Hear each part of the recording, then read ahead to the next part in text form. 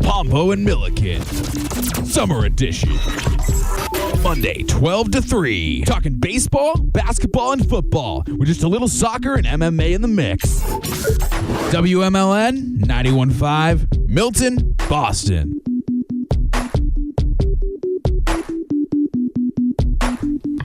Pombo Milliken. It's Happy summertime. Summer. Yeah, there we happy go. Summer. That's so crazy. We were depressed for so many months. So for anyone who has missed us and we haven't done a show in 2 weeks, last 2 weeks, listen, we took some L's with finals. It was really rough out here for a little bit. We took some W's, though. Yes, we came out of it, thankfully. We know for a while we weren't sure if we were going to still be able to get in here. We took some W's. Yes. Yeah. We got by. We're back for the summer. We're going to be here every week as we believe. Yep. You know, things may pop up, whatever it may be. But a lot happened in the past 2 weeks. Yeah, for sure. In every sport. Yeah, in every sport. But let's start at one place. Start with the Celtics, huh? All right, live from Kyrie's basement, Jason Pombo. You want to tell us, break it down. Break down where we're at this point. So right now we're at a point, Celtics losing 5 games in the Eastern Conference semifinals of the Milwaukee Bucks. Giannis had a great series, MVP-like. Took another. He raised to another level here. He definitely took it to another level. He was awesome. Offensively, defensively, he was getting his teammates involved. Even started taking a couple threes. The Bucks were awesome.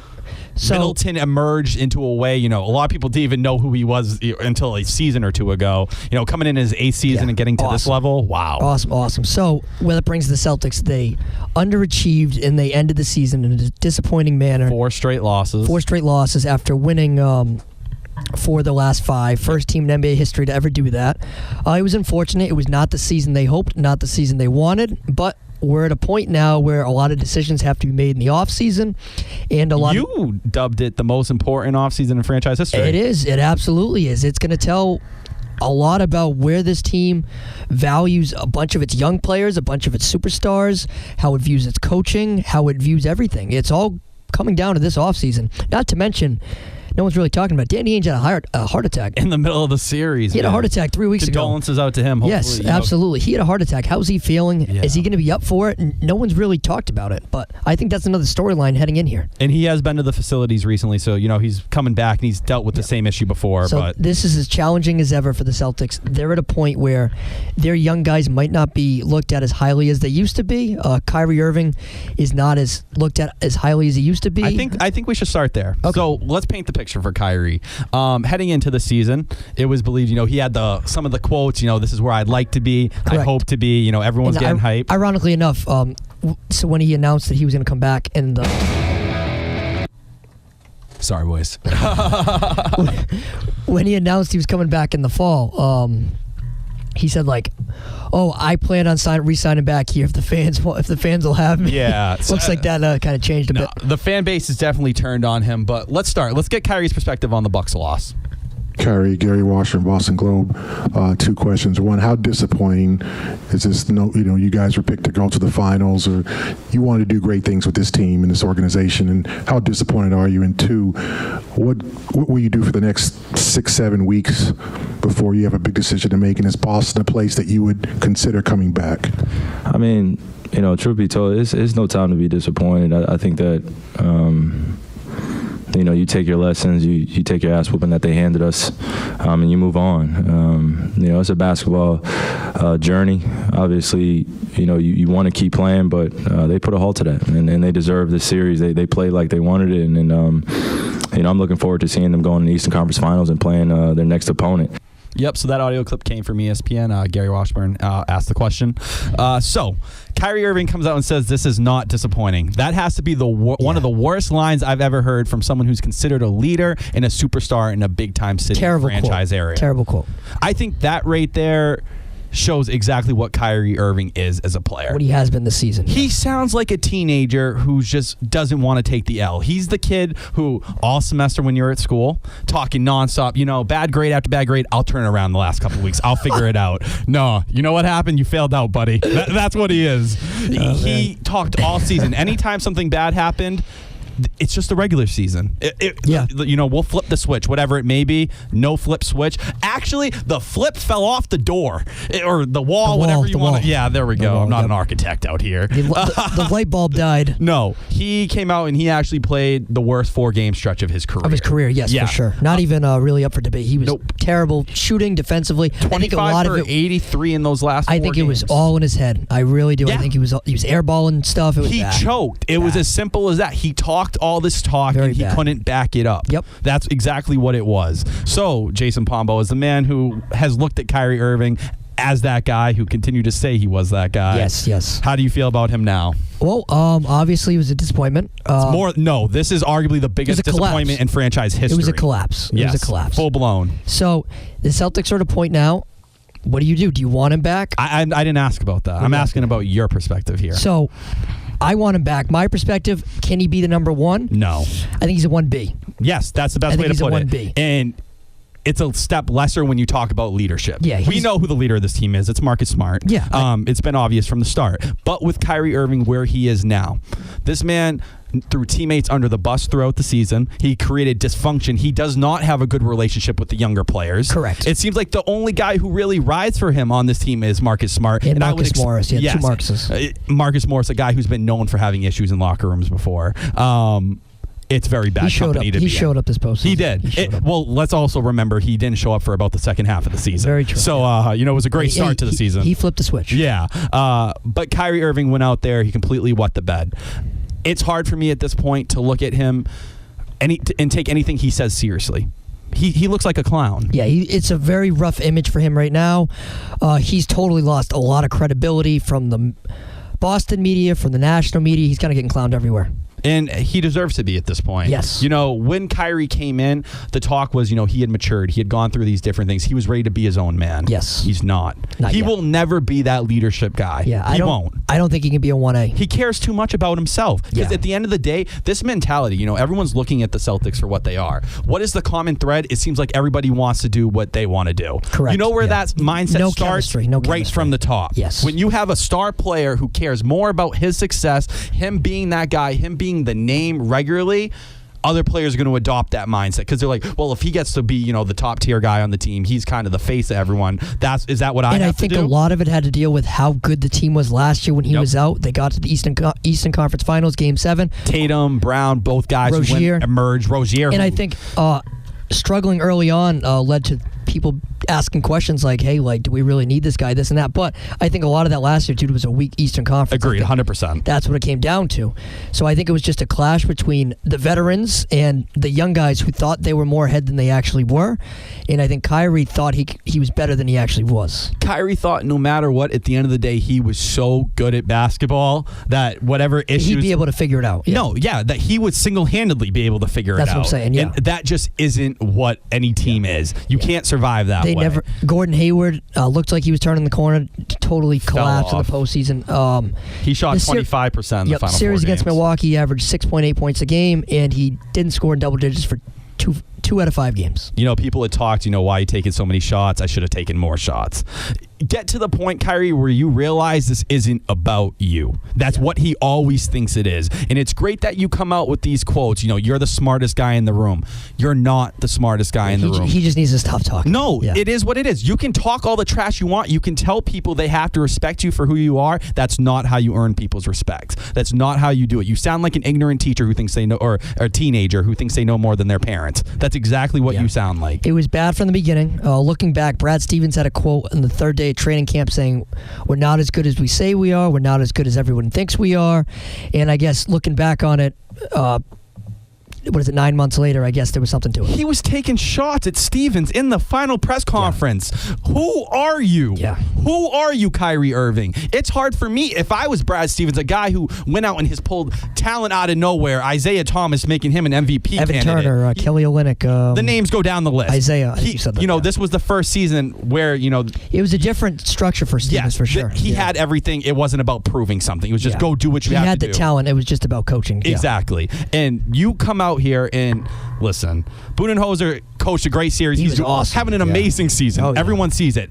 You go out there and you compliment him again and again. You leave Brad Stevens in the dust. Yeah. Who do you think you are? That relationship, I'm curious to see where that is. It's not in a good place. I don't think it's in a good place right now. I know it was in a good place for sure. Who Right now is it's not. Kyrie in a good place with this franchise? How about that? Marcus Smart? Marcus Smart. Yep. He has a good relationship with Danny Ainge. Yes. That is for sure. Well, Danny Ainge has to. Yeah. He's the one who orchestrated this. If Yeah. there's no relationship there, he's out tomorrow. Correct, yeah. You know? That's what's kind of keeping him in the... You bring up Danny Ainge, that's where the blame starts to spread here. So let's break it down into percentages. Okay. Amongst whoever you have to put blame on, who do you give it out of 100? Okay. Go first, because I didn't do Okay.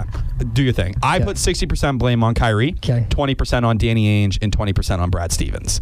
We just went into why with Kyrie. He was supposed to be a leader here. He was supposed to be leading guys, making them better. If anything, he stalled the development of multiple players. When it came to Danny Ainge, I gave him 20% because he orchestrated a team that did not have enough role players and simply had too many guys who needed the ball to play like a star. I think he should have dealt Terry Rozier when he had the opportunity to do in the summer. And for a guy like Kyrie, I look at Kyrie Irving. I don't know why I just picked that up.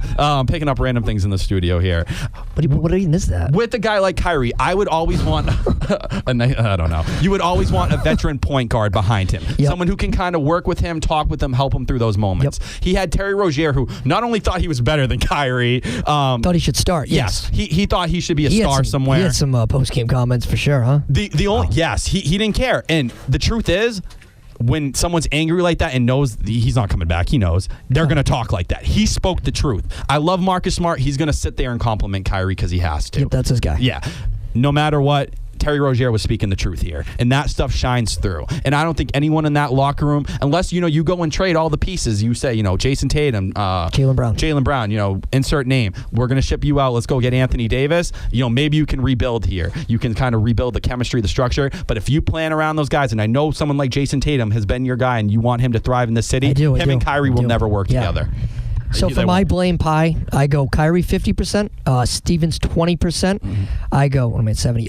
Gordon Hayward 10%, and then Danny Ainge 20%. Okay. So I took Gordon out simply because I saw the effort he was putting in throughout the season to get healthy. I think it was simply he's just still not at 100%. I just think they needed Gordon Hayward to orchestrate a lot. Granted, he came back from that awful injury. We all know how bad it was, but there is a point now where over a year ago, you should start to at least put up more shots, do a little bit more, and he just failed to do that. I do think he deserves some blame because I do think if he was a little bit better, if he was a little bit more polished, I think this team could have made it a little further. See, when I look at that, part of it is I don't like how he's utilized by Brad Stevens, flipping roles, trying different things. And that's where I think Stevens deserves some blame too. I think he really failed to make adjustments when needed. He stepped in too late about chemistry issues. Yep. He waited till the last month of the season. He didn't make guys accountable, so I think Stevens does deserve some blame. He's a young coach. This is the first time he's ever had to deal with this. Hopefully it's a learning lesson for everybody on this blame pie. Hopefully they can all learn from this because this is something that Stevens cannot afford to do again or he won't last long here.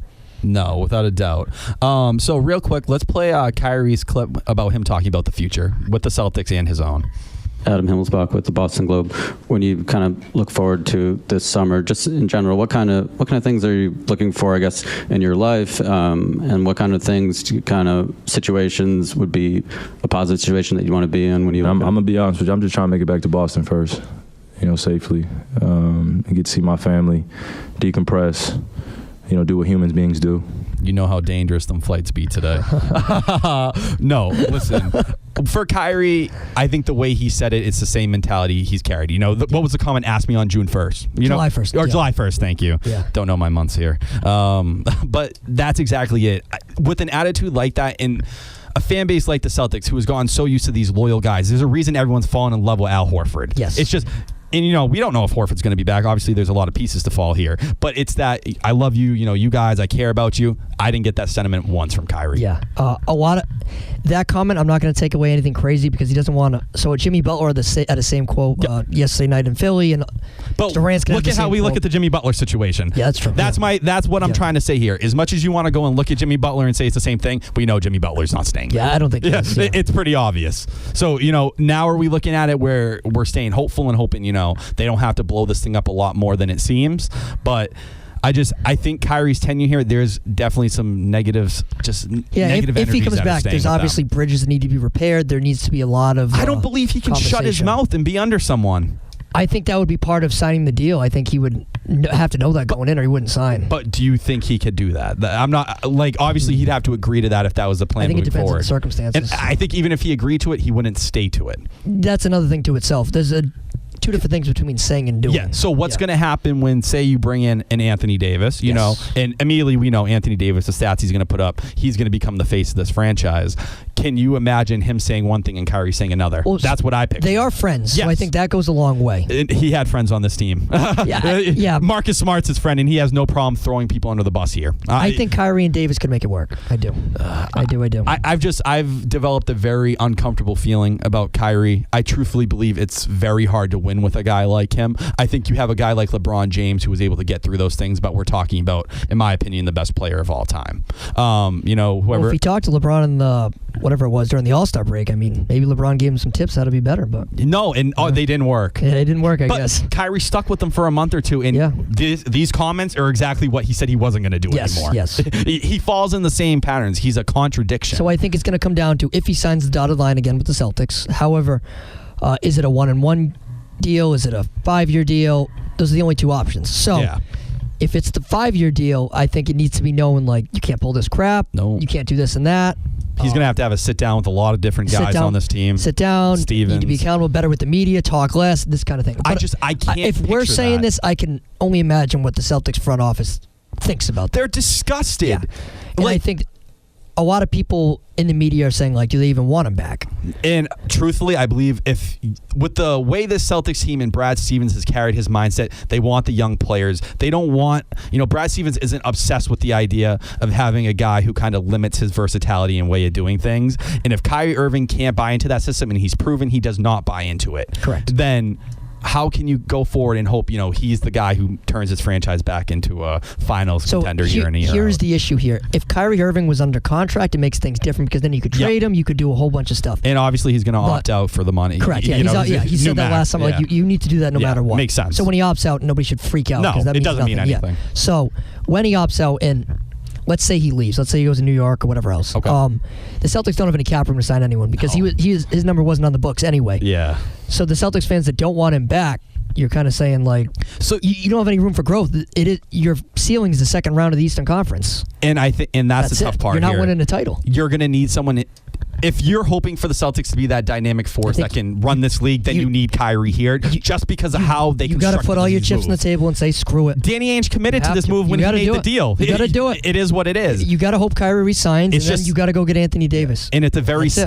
I'd be very scared. You're a Celtics fan. I am not. I'd be very scared as a Celtics fan knowing he's in my locker room because I do not feel comfortable with him. I just think you're at a point now. If Kyrie leaves, then I think you build around the young guys. You hope Horford opts out, so that frees up money, and then you just build with Tatum and Brown, and then you hope to add another star in the future years and roll it that way. But that's difficult. It's difficult to get stars to sign in Boston. It's been done twice with Horford and Hayward. Hayward had the connections with Stevens. Horford liked the chemistry, the atmosphere here. He was the ideal Celtics player, in Brad Stevens' Could that be done again?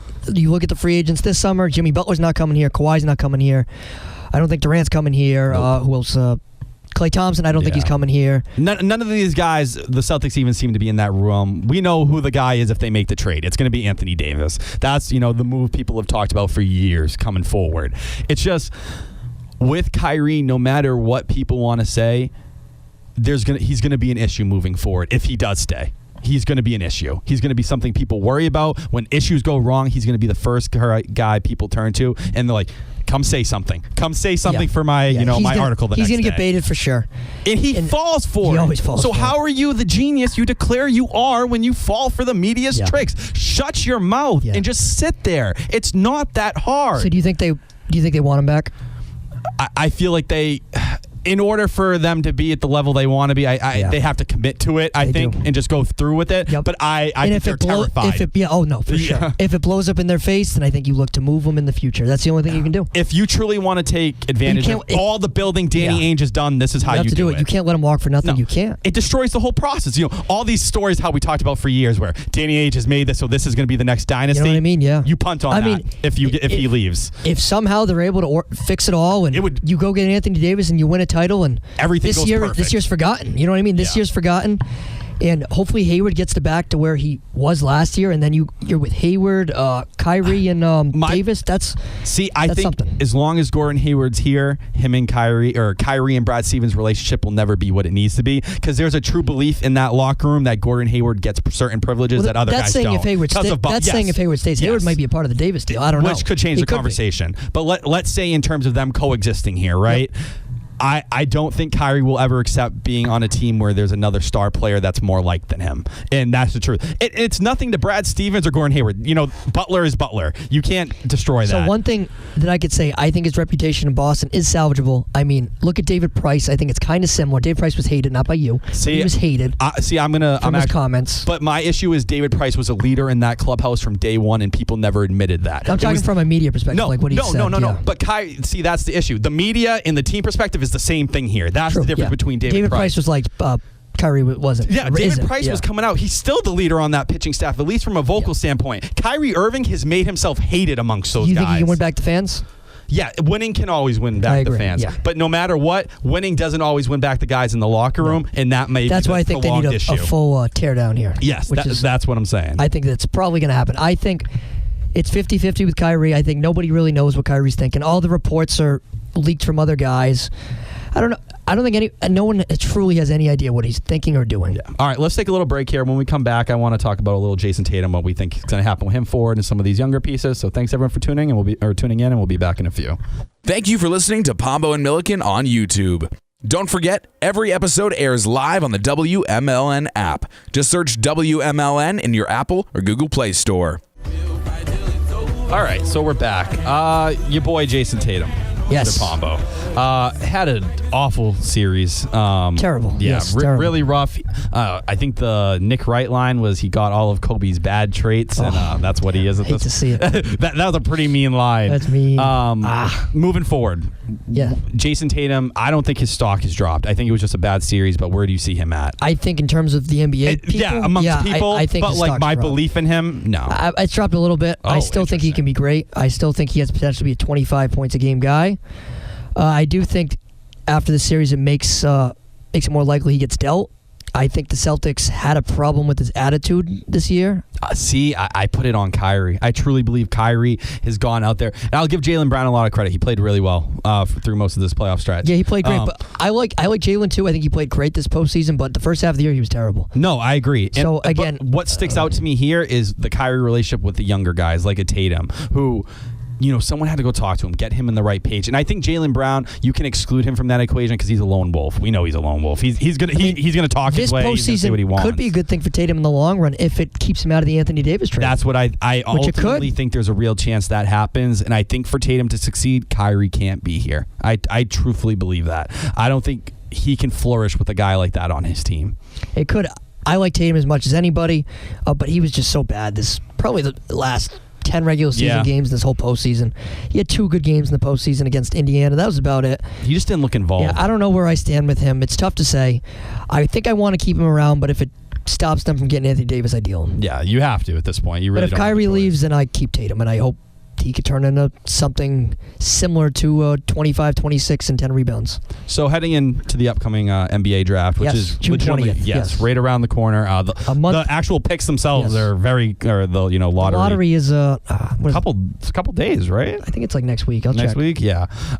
So Jason, going into this, obviously there's a lot of different situations that can happen here with the Kings pick. As long as it doesn't land at number 1, May 14th, next Tuesday. Yeah. So as long as it doesn't land at number 1. The Celtics will receive the 76. Or no, what? How does it go down? Is that how it goes? As long as all right, so it's number 1 protected, which means if it's number 1, then Philadelphia gets it. Okay, if it's not number 1, the Celtics get it. Okay. So with those picks, obviously coming in with an Anthony Davis situation, what's the hopes? What are your expectations for how this is going to pan out for the draft? Yes. And with what the Celtics end up in terms of assets. So the Celtics are going to probably finish with the highest pick they're going to get is maybe 12. I think it's going to be 12, 21, and 23. So it's not going to be great. Mm-hmm. It's a very weak draft overall as well. After the first 4 or 5 guys, it's not great. We're hoping Sacramento's going to be worse. They Shout out Sacramento. Shout out Sacramento. They almost made the playoffs and everything. Yeah, this isn't the draft they'd hope, but they'd still get these picks. Hopefully, the lottery balls fall their way, and maybe Sacramento creeps into the top 10. Okay. That's the only shot you That's got. the hopes. That's the only hope. Yep, that's it. All right, so They're not getting 2 overall or anything. No It's a 4% way. chance, I think.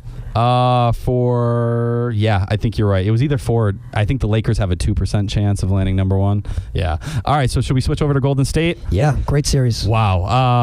I was very disappointed. I think we both had Golden State. We weren't anyone buying into the Houston hype train too heavy. But, after Houston came back and they made it 2-2, after Golden State won the first 2 games, I thought the series was going to go another way. But now, KD even goes down and Golden State hold up. Steph Curry finds himself in the playoffs again. Wow, I feel bad for Houston. I really do. This is a tough spot to be in. Tough spot for them because now they're like, what do we do from here? We've got knocked out by these guys for the last 5 years. James Harden didn't play that good in Game 7. They had a lead. They were up by 7 points in the fourth quarter. They could not hold it. Steph Curry played out of his mind. Best quarter. 33 points in the second half. Best half I've ever seen from him or anybody. Steph's a different kind of guy. He's revolutionary to the NBA. He's changed how we view the three-point. Best shooter of all time. Best shooter of all time. And Klay Thompson showed up. Everybody showed up. They stepped in with Durant's absence, and it was awesome. They flowed better. Also, DeMarcus Cousins was down as well. Yes. That gets put in the equation. But, without KD, now the Warriors are 30-4 in games without him. Yes. So it just speaks to how talented they are. But my issue more, you look at Houston, we know Golden State's going to be great. Houston has $115 million in guaranteed salaries just to their starting 5. Yes. Not a lot of flexibility. Chris Paul just turned 34. He has 3 more years on his deal.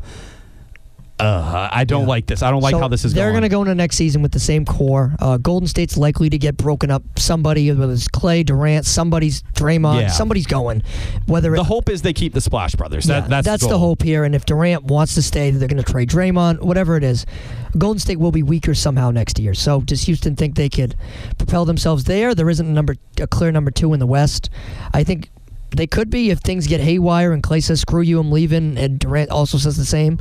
So who knows? I think they're going to keep the same core. See, my issue is their bench. Their bench is awful. They're going to lose. Relying on guys like Austin Rivers, Gerald Green. But those guys are going to be gone, and they played some big moments for them, unfortunately, this year and made some plays. So now moving forward. So they need to draft well is the main point. They don't have any picks. Oh, yeah, they don't have any picks in the draft. Well, then at that point, they... See what I'm saying here? You're right. It's a very tough spot. They're going to have to go out there and kind of hope they can pull guys out from the scrap heap. Yeah. But for Houston, I get really scared here because the quote that came out from the owner was James Harden, he's going to win some championships here. It wasn't anyone else. It was James Harden. And now, Chris Paul's contract really isn't movable. I don't think they can move it. No, I think he's going to make $41 million in the last year of that deal. So do you look to move Capella is the guy? He had a really rough series. They just re-signed him to a 5-year deal, so I don't know. His stock's the lowest it's ever been right now. Yeah, I know. I'm not a big Clint Capella guy, but... a lot of other people are. Yeah, I don't know. I don't have a great feeling for Houston right now. I think they're going to end up taking a step back. I think this was a great opportunity. I think this was the opportunity. Yeah, this was they were totally missed opportunity. They contradicted the whole storyline last year when they got eliminated. This is the best chance they probably would have ever had. They were up 3-2 last year, same exact position. And Chris Paul goes down. And, that's the reason they end up losing back-to-back games. They come out of it with the L. This time around, you had them 2-2. You're right there. You could have stepped in. You could have made the series go your way after a slow start, and you still failed. Yeah. I think this is just what James Harden's career is going to be. Yeah, no, it might be similar to Carmelo Anthony. He's still extremely inconsistent in the playoffs. Some minutes looking great. The next, there were some really rough foul moments. Yeah. Fighting for If the officiating doesn't go their way, they're screwed. That's all they have. You know what I mean? James Harden has mastered getting that foul called time and time again. The man's eye got destroyed during the series. That's gross. Dude. You see how gross that is? Yes. It's gross. It just... I think the Rockets, they take a step back this year. I think you saw so many other teams in the West now emerging. Even Denver lost last night. I think Denver's going to be a really good team moving forward. I agree. Portland, obviously, CJ McCollum has come out of Damian Lillard reached a new level. Yeah. It's just, I feel like this was the last shot for Houston, and I know they're going to be competitive. I don't believe in them much going forward. Me neither. No. Do you think Mike D'Antoni should be out? I think he's going to be around. I think they really like him. I think he's got a good relationship with the GM. They took a Daryl step Morey. forward when he did come. Yeah, they took a step forward. I think they're going to keep riding him for his at least the next year. Yeah. Then there was KD's calf injury. Calf, yes, exactly. That's in air quotes. Very. It looked like he tore his Achilles when it happened. He was kind of moving his foot forward. And Jason, you look like you got something you want to say. I don't have anything. Nothing? Speak up. I think it might be an Achilles injury. Yeah, I agree. I think they're trying to savage damage control. Yeah, moving forward, he couldn't doesn't walk. hurt his free agency stock. No, exactly. I think for KD, no matter what, whether he's here or not, I still have the Warriors taking this. I think. Me too. Yeah. I think if this is going to spoil my predictions for later, but if it's you know what? I'll wait to talk about it. Right. But there is a chance Golden State could lose. They're still the favorites, but it gives them a legitimate So shot. Picking Milwaukee? Is that what you just said? I didn't tell you what team I think is even making the finals. Excuse me. Wait. Picking Toronto. Don't spoil it for our listeners. So let's talk this Denver Nuggets Portland Trail Blazers. Great, another great series. Wow. Insane series. So a young team like Denver who, in all honesty, yes, it was a little bit of a letdown with how things came down because they were leading most of the game. They had the home court. They were number 2 seed. They were supposed to beat Portland, and they didn't. They're just so young. Yeah. You know what I mean? Jokic is a one-man guy. Paul Millsap didn't show up. Jamal Murray wasn't great. Inconsistent. I think Denver is one piece away. I 100% agree with you there. They have the coaching. I think for Denver, in those situations, you were looking at a team like the Portland Trail Blazers who have a killer in Damian Lillard, who wasn't even the one who put the finishing touches on them. It ended up being CJ McCollum, but Denver needs that guy. They need someone who can step up there and when it's time, give me the ball. No playing games here. Denver's a piece away. Whether they acquire that guy through trade or via free agency is something we're going to have to wait and see. Do you think there's a name, someone who could be a really solid fit there? It's tough. I think they need a guard or a wing. Yeah. A guy like Gordon Hayward would be awesome there, but wow, no. That's a pretty interesting. Yeah, it's never going to happen, but No. I think that'd be great. Somebody like that. It's a two-way player. So, a guy like Gordon Hayward who thrived in a smaller market before, Yep, you know what I something mean? like That kind of situation. But the real game that everyone is, you know what? Let's talk actually Western Conference Finals while we're here with Portland and now Golden State. Yes. I'm sorry, Portland. And Portland's going to lose this in 5. Yeah, I agree. I think it's going to be really quick. Damian Lillard, who hasn't played too great the last couple games, I think they had their moment. It was a lot of fun. Yep. They need another piece. It's not even a conversation. No, I agree. Yeah.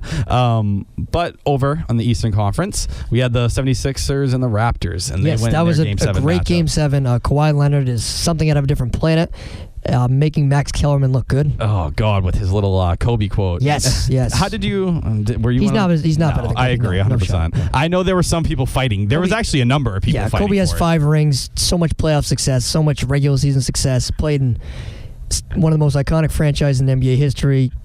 Don't give me Kawhi Leonard yet. So let's look at the 76ers, right? Now the conversation begins, Their future is as murky as the Celtics. 100%. And I think you could argue they had a better starting 5 than the Celtics. The bench is a different story, but they're coaching too. Coaching sucks, but I think Philly is right in the Celtics category where they underachieved mightily and they had a chance to win this game and they didn't. Jimmy Butler's a free agent. Tobias Harris was a free agent. Tobias Harris is expecting the max. Yeah, so you look like you're going to lose those 2 guys.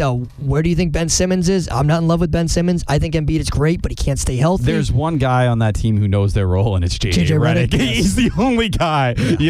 I think with Ben Simmons, listen, I am very off on Joel Embiid. His stock to me is dropping and dropping. Yeah, he's very he is weak. He is soft. He's injury ridden for sure. If he's not injured, he's sick. Yeah, Are you kidding? I've never seen a guy get sick and miss so many important games. I guess he had IVs in him or whatever. I don't know. Shut up. Shut up. I don't care about the IVs. I don't care about any of it. Yeah. Grow up. I think Philly's in a tough spot because I think they're going to lose Butler. Probably going to lose Harris. I don't know what they want to do with Simmons. I don't think Simmons wants to be there long term. So I don't know what they're going to do. It's just with a guy like Embiid, as much as people want to put him in this category of one of the greatest big men of all time. No, he's. But there are people putting him in those conversations, trying to push that line forward. Every time he needs to come up, he doesn't. Yeah. And truthfully, I believe a lot. This was an opportunity to do so. Yeah, and I believe a lot of the sick stuff is there to cover up. He can't play. I think it's his knees. More his than knees. anything, The minutes. There's going to be restrictions. He's 25. Something like that. I'd be surprised if he's still playing at 32. He's. I'm serious. I truthfully believe that. His knees are shot. He's 25 years old and he's falling apart. He's so talented defensively. He's a force when he's healthy. He lacks focus on the court as well, though. Yeah, so you have a combination of injuries and lack of focus. You're not going to take care of your body the way you're supposed to. They re-signed him last year to that mega extension. They had to. I'm curious where this team is going to be next year, what it's going to look like. I think you just pour everything into Ben Simmons. I truthfully Could be. I'm not in love with Simmons either. I think for Ben Simmons, people don't put in context how special of a player he still is. He's 22 years old. Yeah, if he can keep developing. Yes, and hope, he's still been an all-star. This is doing first his thing in the all-star, league with. Ben Simmons, he needs to learn to shoot. We get that. That's a continued narrative. It's building. He's 22 Attempt to years old. shoot. Do people realize, like, at that category at 22 years old, how many players, guys like Giannis at that age, weren't even notable pieces in the league? It takes time to build up to that point, and Ben Simmons, for some reason, has not been given that pass. When he came from a program in LSU, that was a wasteland. Well, I think it's because he's so young, and his team is in the East, high up in the Eastern Conference, fighting for playoff spots. Yeah. So he's playing out of his race. I'm curious what's going to end up with him. I don't think he wants to be in Philly, though. I don't. I really, really don't. I think that's a fair thing to say. I just think with Simmons, the ability he has, the closest thing we've seen at this age is still Magic Johnson. He's the only one. Yeah, I don't think he can ever really reach that. But we're talking similar career path. They're in very similar. He's a similar build to his body and that kind of stuff. But in terms of ability, even numbers, very similar categories in terms of where Magic was at that age. If Simmons can figure out his shoot, he'll be an absolute force. Yes, that's why I think you could build and hope. He stays. But with Joel Embiid, if I was building on him, you're building a house on a foundation that's falling apart. That's going to be a sinkhole, and you're going right into the ground. Yeah. So Simmons and Embiid are probably going to be your top two players next year. Is Simmons going to take a step forward without Butler and Harris being there? That might benefit Simmons. Yeah. So, but on the other might take a step back in terms of where they are in the Eastern Conference, but a step forward with player development. Yes. So on the other side of things, we have the Raptors. Yes. I feel like with the Raptors, number one, the shot Kawhi made, that's one of the greatest shots of all time. Awesome. I think that's going to be a top 3 shot. I think it was awesome. Yeah. Stepping up in a moment. I don't know how the a lot ball of luck bounced involved, in like but that. somehow it went in. With the Raptors right here, do you have a lot of faith in them going up against Milwaukee? I do not. No. I don't either. I'm think picking Milwaukee to win that series. Is it okay if I say that? Yeah, no, I'm I picking agree. Milwaukee to win that series. I think 6. I think it's going to go to 7. I really you do? I think it's going to be a tough series. It's going to come down to Giannis versus Kawhi. Which role players are going to be better? And I think Milwaukee's role players of Brogdon, Middleton. They're 8 deep. Are going to be so Brogdon, Middleton, Mirotic are going to end up being better than Ibaka, Van Fleet, and Kyle Brogdon, Lowry. he's healthy now. He came back at the end of the Celtics series, and he played more minutes than they expected him to, and he looked really good. And I think Brook Lopez is going to be a difference maker. He played really good against the Celtics series. So we'll see. Yeah, no, I'm going to go Milwaukee. Yeah, same here. I think Milwaukee still continues to be underrated. People kept saying Giannis wasn't going to be able to come through. He'd fall apart in the playoffs. She's proven that's not true. It looked like after game 1, it was one game. Yeah. It was one game, and people jumped on that bandwagon so quick. It was ridiculous. Yeah. People are already saying Giannis will never be the superstar other guys are in this league. He started hitting threes. He started moving around a little bit. He's been good. Giannis has been great. He changed his approach, and that's what great probably players the second do. best player in the world right now. Yeah, I think that's really fair. So at this point, that kind of gives away. You think Kawhi has not eclipsed Giannis in terms of that? Well, I think you have KD at 1. KD's 1. Yeah, Kawhi's right up there. He's top 5. Okay, interesting. But yeah, I don't know. I think for the Raptors, this is the highlight. This is a great moment. Do you think some people are saying this is a shot that could keep Kawhi? It might be Toronto. Again, same with Kyrie. Nobody has any. Yeah. No one has any flipping clue what he thinks. I think this is a great moment. Nobody has any idea. Especially if Milwaukee finishes them without a Game 7, I think there's still a pretty significant chance he leaves. I think he's leaving if I was asked right now, but I don't know. I mean, he's such a quiet guy. Nobody really has any idea. Except Chris Carter. Except, Chris Carter's, God, it acts like it's his son. It's not his son. It's not his son. Oh, God. Okay, so... he has a son, actually. I think he's playing college football next year. Is he? Interesting. So what is it, 1 here? All right, when we come back, we'll talk about the Lakers and that dumpster fire, so you're not going to want to go anywhere. Thank you for listening to Pombo and Milliken on YouTube. Don't forget, every episode airs live on the WMLN app. Just search WMLN in your Apple or Google Play Store. Today the Symphony for tomorrow. WMLN 91.5. All right, so we're back. So before we break down everything going on, Ben, you want to play that clip of the Lakers protest? This is just a little idea of how bad it is for these Laker fans right now. My uncle had Magic. My older brother had Kobe. I have LeBron. He's brought me nothing. A change needs to happen right now. Get Bus out here. They're too incompetent for this city, and we don't want it. What an idiot. That's awesome. Yeah, dude, what a fool. Love it. This guy, that protest outside was probably the stupidest Yeah, thing I I've ever tweeted seen. something like, this is the dumbest Did thing. you? Yeah, it dude. was stupid. Oh, my God. Like, it was like probably 25 fans, Like, right? grow up. Like, all teenagers, like, shut up. No, they had more all than- looked they had more 14. Was it than- more than that? Yeah, I'll show you a picture. Oh, It was I more thought it than you was. I think. thought it was a lot less. Holy No, crap! Oh, no. I thought it was a bunch of the Twitter nerds, like trying to hop out, trying to act cool. No, You know what I mean? unfortunately not. NBA Twitter. Hey, whatever. The protest, I get under being upset, but like, dude, if you're spending time at these protests, I don't know what you're doing with your life. Hobby, something. That's what you're going to stand out the same. You're not going to do anything. You think they care? They're the Lakers. Like, oh, I'm going to go stand outside McDonald's Corporation and say their food's unhealthy. What is that going to do for me? They're going to stop selling their food? Like, it doesn't work like that. It's a decent amount. It's not that packed, but Yeah. Doesn't look like huge, but probably it's less bigger than I 50. expected. Less Yeah. than 50. probably something. I'll look at it, see if I find a number. Pull them numbers up. But My uncle had magic. no one cares about your uncle, dude. But so the news that broke Saturday, Frank Vogel signed a 3-year deal to be the Yes. Lakers head coach. Yes. Jason, you in love with the move? What would you grade the I hire? like Frank Vogel, but he's not going to last a year because Jason Kidd's sitting right behind Jason him. Kidd is sitting over his shoulder, which is the dumbest thing I've ever seen. I don't understand how they think it's going to work. It never works. It's one of the reasons Tyronn Lue turned down the job. It never works. No. You have someone who's sitting there. Jason Kidd's a guy. He's going to connect with the players. As a former player, you're already bringing him. We I understand mean, it. Jason Kidd, he kind of failed in Milwaukee, but he's going to end up being the coach. That's just how it is. He's going to be a mentor. They've mentioned it to Lonzo Ball. A lot of people, Tyson Chandler talked about it last year. He had Jason Kidd actually have a pretty solid conversation on the phone with Lonzo. And, you know, Lonzo's comp since he came to the NBA has been Jason Kidd at his peak, if everything went right. I think Vogel, I think it's a solid move. I gave it a B-. I agree. I like Vogel a lot. He had a lot of success in Indiana against Miami. Those LeBron James teams didn't really work out in Orlando, but I like the fit here. He's a conservative guy that's not going to do anything crazy. He knows who he is. He's not going to really ruffle any feathers. I like him, yeah. You look last year, right, with the Lakers. What was the biggest meme about them? Their defense. Yes. LeBron not doing anything. He can certainly coach defense, that's for sure. He ranked, when he was with the Pacers. He was top 10 in defensive efficiency 5 consecutive seasons in a row. We saw what he turned Paul George into. Yeah, he really helped develop Paul George. Yeah. You know, things and even in Orlando, they started that year strong. Do you remember that? They were like 8-4. I truthfully believe it was a rough spot for him to be in. You know, at that time with Orlando, they had a lot of problems. He's a young guy. Believe it or not, he's only 45. Yeah. He's very close with Brad Stevens, by the way. And I think that speaks to pedigree as well. You know, if coaches don't align themselves with the dysfunctional ones. Yes. I think this is a solid move. I think he can hop in. He's not going to be the guy to tell LeBron to shut up or do anything like that. No. But if you were going to hire Tyronn Lue, that's exactly what you were getting. You hired a guy who was willing to take a shorter deal. I'm curious how LeBron's going to feel about this.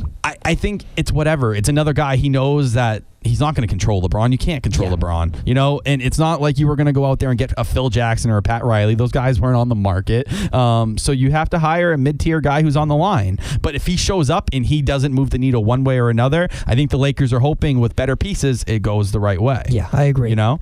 But unfortunately, I think the shadow of Jason Kidd is going to be too much to overcome. 100%. Kidd and Vogel have no relationship whatsoever. Jason Kidd's eager to get a head coaching job himself. He would not have took this assistant coaching job without any knowledge of that he could potentially be the guy. And a lot of people believe, you know, Kidd was slipped in. A lot of people know his history. He has some things in his history that would not do well amongst the media. Once they come, you know, if he got hired, you know, you'd see him pop up in the next couple days. I liked Kidd as a coach. I thought he was going to work out in Milwaukee, but you could kind of see that his guys are kind of developing now. Middleton, Brogdon, Giannis. This is a way to ease him in. They're all blousing a little bit. It's a way to ease him in to get the influence there, and then by the time it's going to it'll turn chemistry. There'll be an issue. It'll all turn to Jason Kidd as the guy who everyone gets along with, and that will be the end of it. Yeah, I agree. And I think, not to mention that Kidd's relationship with the Lakers ownership, I think that he obviously had a lot of people that admired him. Rambis was very big on him. Rambis was big on him, so I think there was this dispute among management in terms of hiring this head coach, and I think they were like, you know what, screw it, we're going to hire Kidd as an assistant and Vogel as the head coach, and if it's bad, we'll cut the cord. So Tyronn Lue wasn't willing to take the 3-year deal. Nope. He wanted the 5 years because Luke Walton got 5 years off his first deal. And he did not want to be tied to LeBron. LeBron has 3 years left on his deal. He didn't want to be known as LeBron. Babysitter. Yes, correct. That's what it had turned into. And I think for Tyronn Lue, listen, If I was him, I would have taken this job because I truthfully believe I don't think you're a good. I don't think he's a good coach. I don't. I also think that he was afraid. The kid's behind him as well. Yes, he sees the writing on the wall already before he even ink to paper. You already know. See, with a guy like Vogel, I think he realized after how bad things went in Orlando, there was not a lot of opportunities. I think Vogel's thinking about it right now. This is third head coaching opportunity. He won't have many left. He wasn't in the first wave of hires the Lakers were looking at. This is L.A. This is something that he might not get offered again. And he said, screw it. I'm going to do it. It is what it is. I'm going to. Yeah. Maybe it'll work out. Worst comes to worst. Yeah. He's at one head coaching job. He's got a ring. He's going to find work quickly, I think.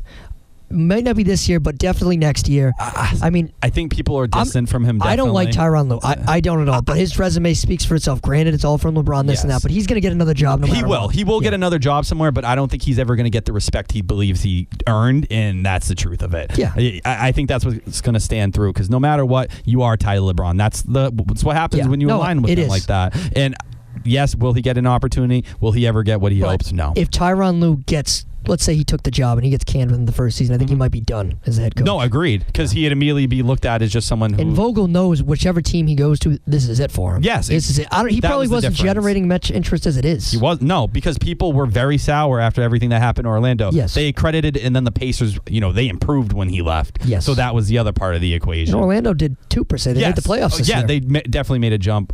But that was the continued thing, he's a solid coach, but teams obviously take another step when he leaves. Yeah. For the fans, protests and everything going on with the Lakers right now. Stupid, stop. God. I don't know what to tell y'all, man. I really don't. Get over it. You have LeBron. LeBron's not going to miss the playoffs 2 years in a row. The Lakers won't let that happen. Unless somehow, some way, LeBron asked for a trade or something like that. That would change it. I've seen some people talking about that. I don't think it's going to happen either. But crazier things have happened in LA. I have no idea. And I respect Lakers ownership here because this move, it took some courage for them to, go to Tyronn Lue and be like, no, we're not giving in. Because they don't want to turn it over to LeBron. And I don't blame them. This is a historical franchise. I wouldn't either because then you're at a point where points of no return. You don't want to end up what happened in Cleveland, Miami. You become a joke. With That's it. Yes. And stuck with the bag in your hand. Exactly. It's not worth it. No one wants to buy into that situation. Correct. Yep. But yeah, I think Vogel will be fine. I don't think he moves the needle in one way or another. Yeah, I don't think he's going to last. I think the Lakers are going to be hovering around the playoff spot, and I think they're going to can him, and they're going to go with the kid. Okay.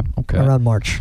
All right, so should we get into some MLB talk? Yes. Look at the Boston Red Sox. Yes, finally. Surging quite strong. 8-2 in their last 10 games. Finally. Coming off a sweep of the Mariners. Now that they are 4 games back of first place in the AL East. Red Sox are right back taking what they were supposed to start the year with. Which is good. Yes. I think right now I'm not worried about this team at all. I don't think anybody should. The only real concern probably is the bullpen, but that still is a concern. I'm not a big Ryan Brazier guy. He's not had the impact that I thought he would early on. A lot of things went right last year, and I kept saying it's great when things fall into place, but you can't hold on to that and expect it the next year. Brandon Workman has been a great surprise out of the bullpen for this team, and he doesn't even have his best stuff. He's throwing 92, 93. I think they're going to add another bullpen piece somehow, some way. Yes, without a doubt. And I think that's going to be their deadline addition. Yes, but the two biggest reasons, we'll start with the first one this team has bounced back, is Michael Chavis. Chavis, yes. Oh, my. He, went through a little bit of a slump. Yeah, he's been streaky. He was 0 for 18, I believe, going into yesterday, and then had a 5 RBI game. Correct, yep. Listen, you can't turn back to Dustin Pedroia at this point. It's done. He's eventually going to be up, but I don't know in terms of... I don't know about that. You saw that he gets scratched from his rehab start. Yeah, he's getting checked out today. Yeah, they said they don't believe it's anything significant. I'm starting to believe there's a real chance he doesn't come back to the Red Sox. I hope that's not the case. No, I agree with you. But Chavis, he's looking pretty solid at second base defensively. Could they, if Pedroia is somehow back, could they kind of DL Nunez again? I wouldn't. He's been swinging the bat pretty solid overall. He's come back. He looks healthy. Listen, as Dustin Pedroia is what he is, the Red Sox can't keep sitting here and sacrificing for him. True. He can't play. He gets hurt just playing a couple games. It is what it is. Every single time he gets on the field, within 3 days, he needs a break. Yeah.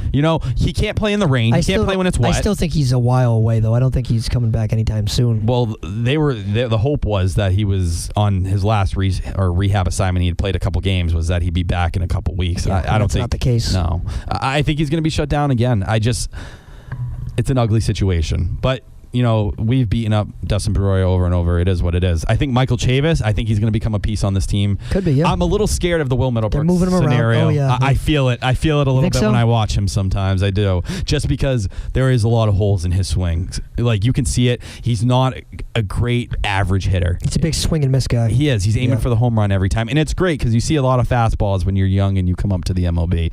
Guys are just going to try to beat you because there's not much of a scouting report. I hope for the Red Sox they need to keep working with him. He works hard. He's a true grinder, and that's the thing that's kind of sticking out. They're moving him around. He's played, 4 positions already? They talked. He spent an hour in the batting cages the other night yesterday after the 5 RBI game, spoke to media, and then went back in. Like, that's stuff you don't find anywhere. I think they're going to rally around him, and I think Chavis within himself is going to become a very good player. Yeah. I hope for the Red Sox. Where do you think he ends up? Playing consistently. I think if Pedroia ends up coming back this year, I think first base could be an option. I don't. He's too. No, not this year. Not this year. I'm saying overall his career outlook. I don't. No? I think maybe in a utility role, but I don't think he'll ever be an everyday player. I think he's too small. He's 5'10". You think Chaves could be an everyday player? No, I do. I just don't think at first base. I wouldn't play him there. I don't think, number one, he has the glove, and number two, having a small first baseman like that, especially with infielders like Devers, Xander Bogaerts. Do you move him to third then? Nope. Unless Devers moves over, I think you consider it. But try the outfield? He was a very poor infielder at third. Could try the outfield. I look at left field or second base, and I think he can play second base. I truthfully do. I've watched him for the past month. He looks good turning double plays. He had that insane catch going back. So if they do move him to left field, what are they going to do with that? Well, then you probably shift believe over. that Jackie Bradley would not be back with the team. You move. I think Mookie it's unlikely at this point. Yeah, you keep Mookie in right, and you move Benny to center. Yeah. But at that point, I don't think Benintendi's a center fielder. I don't. Could you put Betts to center? You could. You can't put Benintendi in right. True. His arm is embarrassing. Could you put Chavis in right? No. No, his arm, same thing? That you got to think, right? That right field, the reason they didn't mind putting Jackie there at a certain amount of time was because of how big it was. And Mookie... They might have to sacrifice somewhere. So somewhere is going to have to give. I think Chavis is going to be the second baseman moving forward. I like Zue Lin. I think he's going to take over the Brock Holt role pretty soon. Brock Holt's still not back. No. I think they're realizing pretty quick. Can't see, huh? No. Oh, no, he's hurt. He has a shoulder impingement that's true. now. Yeah. You couldn't see earlier in the game. He went down. Little Griffin Holt, I think, punched him in the eye, hit a baseball into his eye. His kid can hit. Yeah. Nice to see someone in that family, Ken. God, that was mean, huh? That's cruel. Listen, I'm not a Brock Holt guy. I'll never hide from that. Marco Hernandez, he's still working his way up. We've talked about Marco Hernandez since we started the show. We did 2 years ago, and he is finally healthy and playing again. Jason Pombo, be nice to him. He's gonna stick up for Brock Holt over here. Yeah. Last time, I don't remember the last time I saw Marco Hernandez. Well, he's playing now, man. Where is he in? Is he in High A, Salem? Yeah. All right. He's working his way back. Returns. He seems to be playing. He's doing a decent job. It's going to take time to get that rhythm. I think there's ways. Brock Holt takes way too much money. There's no point in keeping him moving forward after. How many years does he have left on his deal? This is it. Last one, right? Yeah. So and he's going to probably command a little bit amount of money. Or it's either that or he might be arbitration eligible. I'm not sure. Either way, I'm pretty sure he is arbitration eligible, and it's going to be a lot of money. So I think that's where the ties are going to kind of separate. Yeah. But I think Zue Lin could easily step into that spot. I think Michael Chavis would be a fine second baseman. I don't know how you feel about his defense. So right now it's tough to tell. I don't think I have a big enough sample size to really determine. Has there been anything that's made you worrisome? In terms of his defense? The turns are a little rough at second base on the double plays. And I think he's kind of raw at the position, just started. But for him to be able to go out there and not look out of place, that says something. Yeah, I hope he can do it. I really do. I like Chavis here moving forward. I think he's going to be vital, especially when you have big free agents. I think he's going to be a leader here. Yeah, I think that's going to... The way seems he like talks, the locker room likes him. He's energetic. He hypes guys up. He's extremely nice to the media.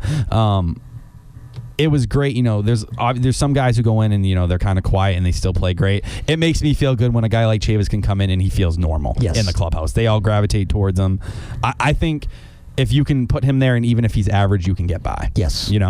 On the other end of things was the pitching staff. Yes. Chris Sale found himself 14 strikeouts, looking amazing. He had an immaculate inning during that time. Yep. Eduardo Rodriguez is starting to really find him. Even Rick Porcello too. Nathan Eovaldi. People are starting to say he might be able to come back a little quicker. Price is still unknown. I think he was doing bullpen today. Yeah, for now. They're hoping by the end of the week he can pitch in Houston. Hope so. But, David Price, as he consistently does, as the anchor for this starting rotation, pitched and got them through that rough path. Yeah, he did. He was the only one really everyone's back now. Yeah. But Are you worried about Price's elbow? a little bit. I am too. I can't lie.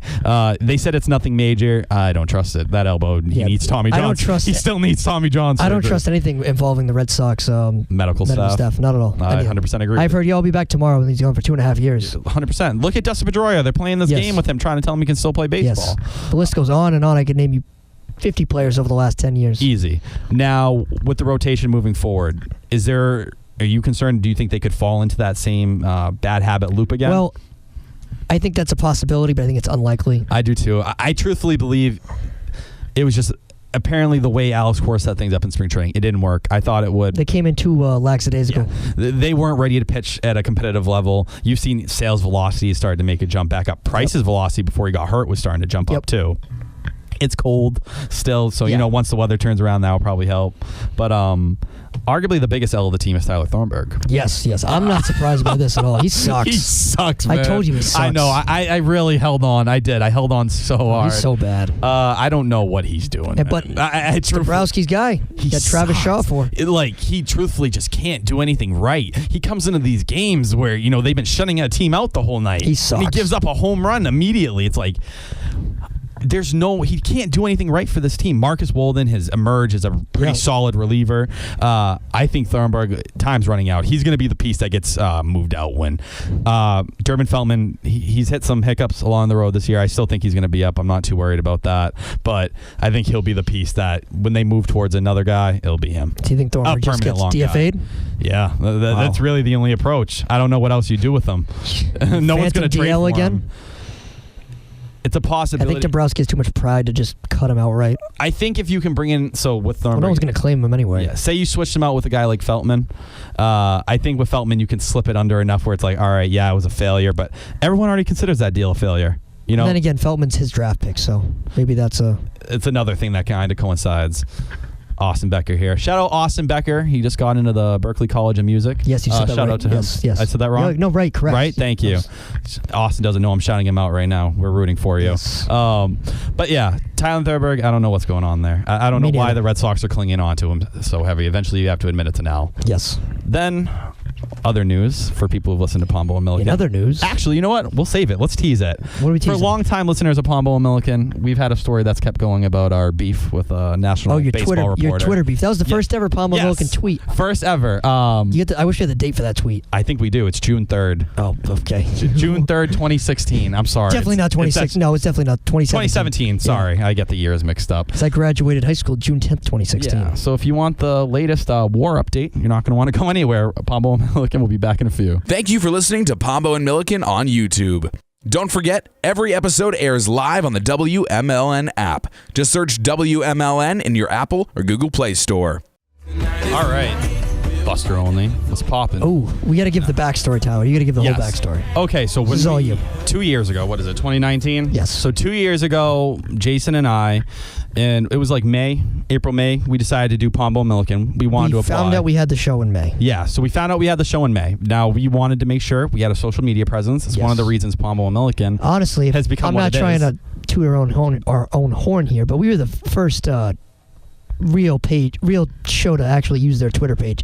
And I'm just going to say this. We started the question era. Everyone, yes, we started the ask your question. Yes, now every flipping person does it. We started it. Speak up, 617-333-2117. Give us a call.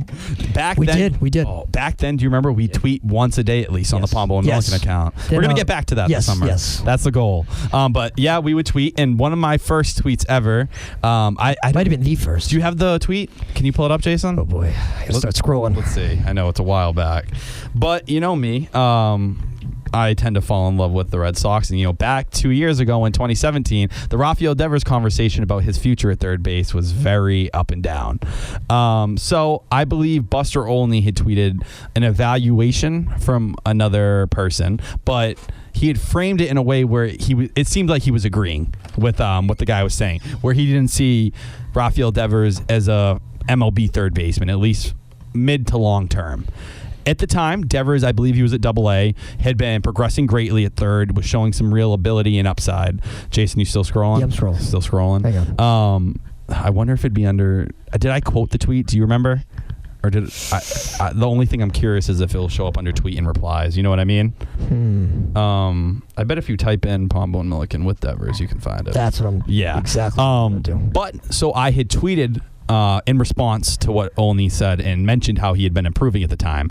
Buster Olney ended up coming back at me. So me and Jason, this is one of our first tweets ever. We start going crazy. Yes. We're like, this is how it's starting. Like someone wants to talk to us. And, obviously when someone like Buster Olney tweets at you, who's like one of the faces of baseball media coverage, you're like, dang, I'm getting checked up here. It's like when LeBron walks on the court.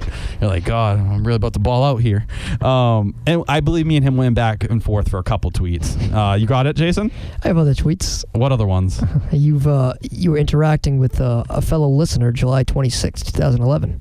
A fellow listener? His first name begins with an S and his last name begins with a B. May or may not be a Curry anymore. S and a B. Not a Curry anymore, Tyler. Not a Curry anymore. Nope. Was asked to leave. Oh. S and B. I really don't know who you're talking about. Hold on. Oh, wow. That is a long time ago. Holy crap. I forgot about that. You find it? That's God. That just like shook me for a second. Yes. I blocked that's that all out. I can see at the moment. Okay. I'm looking. It's okay. Jason will keep looking. But I had responded at the time saying Rafael Devers would be, I think he was going to project to be at least a solid third baseman. That's how things were going. Only didn't like it. He tweeted back at me that wasn't his opinion, but it was obvious where he was kind of leaning. He talked about it on his podcast that week as well, had a whole segment on it, and he didn't ever mention me or our show directly, but we always saw like, okay, we see what's good. Now, in a podcast, I want to say it was 2 or 3 weeks ago, he actually mentioned and admitted that Rafael Devers is a solid fielder. And, while that opinion is bad, I disagree with him. No, I think Devers is slightly below average-ish, probably a little closer to below average overall. But for Buster Olney to come out and admit, no matter what people can say, Devers can play the position. Does he play it? Great. Does he stay focused? No, but he's okay at it. He can get you by, and I think that's what the main conversation was about. I found it. Oh, here we go, Jason Pombo. Break it down. So, Joel, I probably sound like such a June jerk. 2nd, 2017. Oh, I was such a nerd, just dude. like Tyler put it. I was close. June 2nd? Yes. I said June 3rd. So Buster Olney tweeted, rival evaluator on Boston prospect Rafael Devers. He's going to hit, but he's too big to be able to play third base effectively in the majors. So Tyler tweets, recent scouting reports completely go against this claim. His defense and conditioning has improved significantly since he signed. Which was true. And then he it's put true. a little thing that says Milliken in all caps. That's how we still do that when we tweet from the account. And Buster Olney said, this evaluation was from recent days, period. And was that it? No. And then you responded, you said, after leading the Carolina League in fielding percentage in 2016, prospect evaluators were very impressed with the rapid growth of third. What changed? He said, it's not my evaluation. Okay. And then you said, thanks for the response, Buster. We appreciate it. I don't think we should have put that. No. We were trying to be cordial. Yeah, we were trying to be nice. We were early on. And obviously, by the way he framed it, you could kind of see when you put a tweet out like that saying how a player's looked at, you usually are somewhat co-signing it or putting it out there. So that's why I had stepped out at the time and said what I said. He had mentioned, he agreed, I believe he said it on his podcast back then, that he had real concerns about him long term. This is the current status. That's Buster Olney, if you're listening, if you've been waiting, maybe you have a low-key beef. He has no idea who we are. Almost 2 years later. Yes, and I still think about it every single day. I know you do. But, hey, Rafael Devers, keep proving me good, please. Or good, true, whatever. English, not my first good language. I don't know. But real quick, we got a couple minutes before we take another break here. With the Red Sox White House drama and all that. Thoughts on it? Time out. Nope. I have some news, I think. Hang on. Do we need the breaking news? Hit it. Oh. Breaking sports news on Pombo and Milliken, 91.5 WMLN. So, Chris, is it Cotillo? Red Sox beat writer, MassLive.com, has tweeted, Red Sox halt Dustin Pedroia's rehab assignment due to minor left knee soreness, go. which we just talked about. There it is. Jeez, called that perfectly. He is shut down. That's right. Basically. Yeah. It is what it is. Dustin Pedroia, I'm going to stick to it. I don't think he plays another game with the Red Sox. I think this is the end. Maybe he comes and plays one game. I think that's a possibility. They call him up, so too. Play one more, get one last game, and make it something. Sell some tickets. Exactly. But that's it. he can't play baseball anymore. It's sad. But the guy's knee has it. He swings if there's an issue. He blamed it on the, what is it, the brace. Yes. Sorry, Dustin. The brace was digging in his knee or something? Yeah, sorry, Dustin. It just isn't going to work. But the White House situation, the drama, thoughts on it?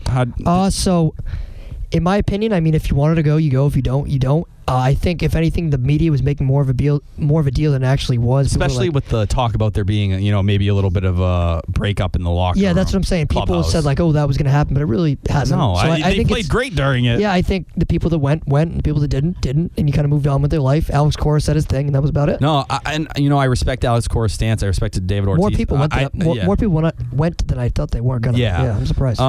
It was a pretty easy way to notice what players went and which players didn't, Did you watch the thing? Did you watch it? No, I did not. No.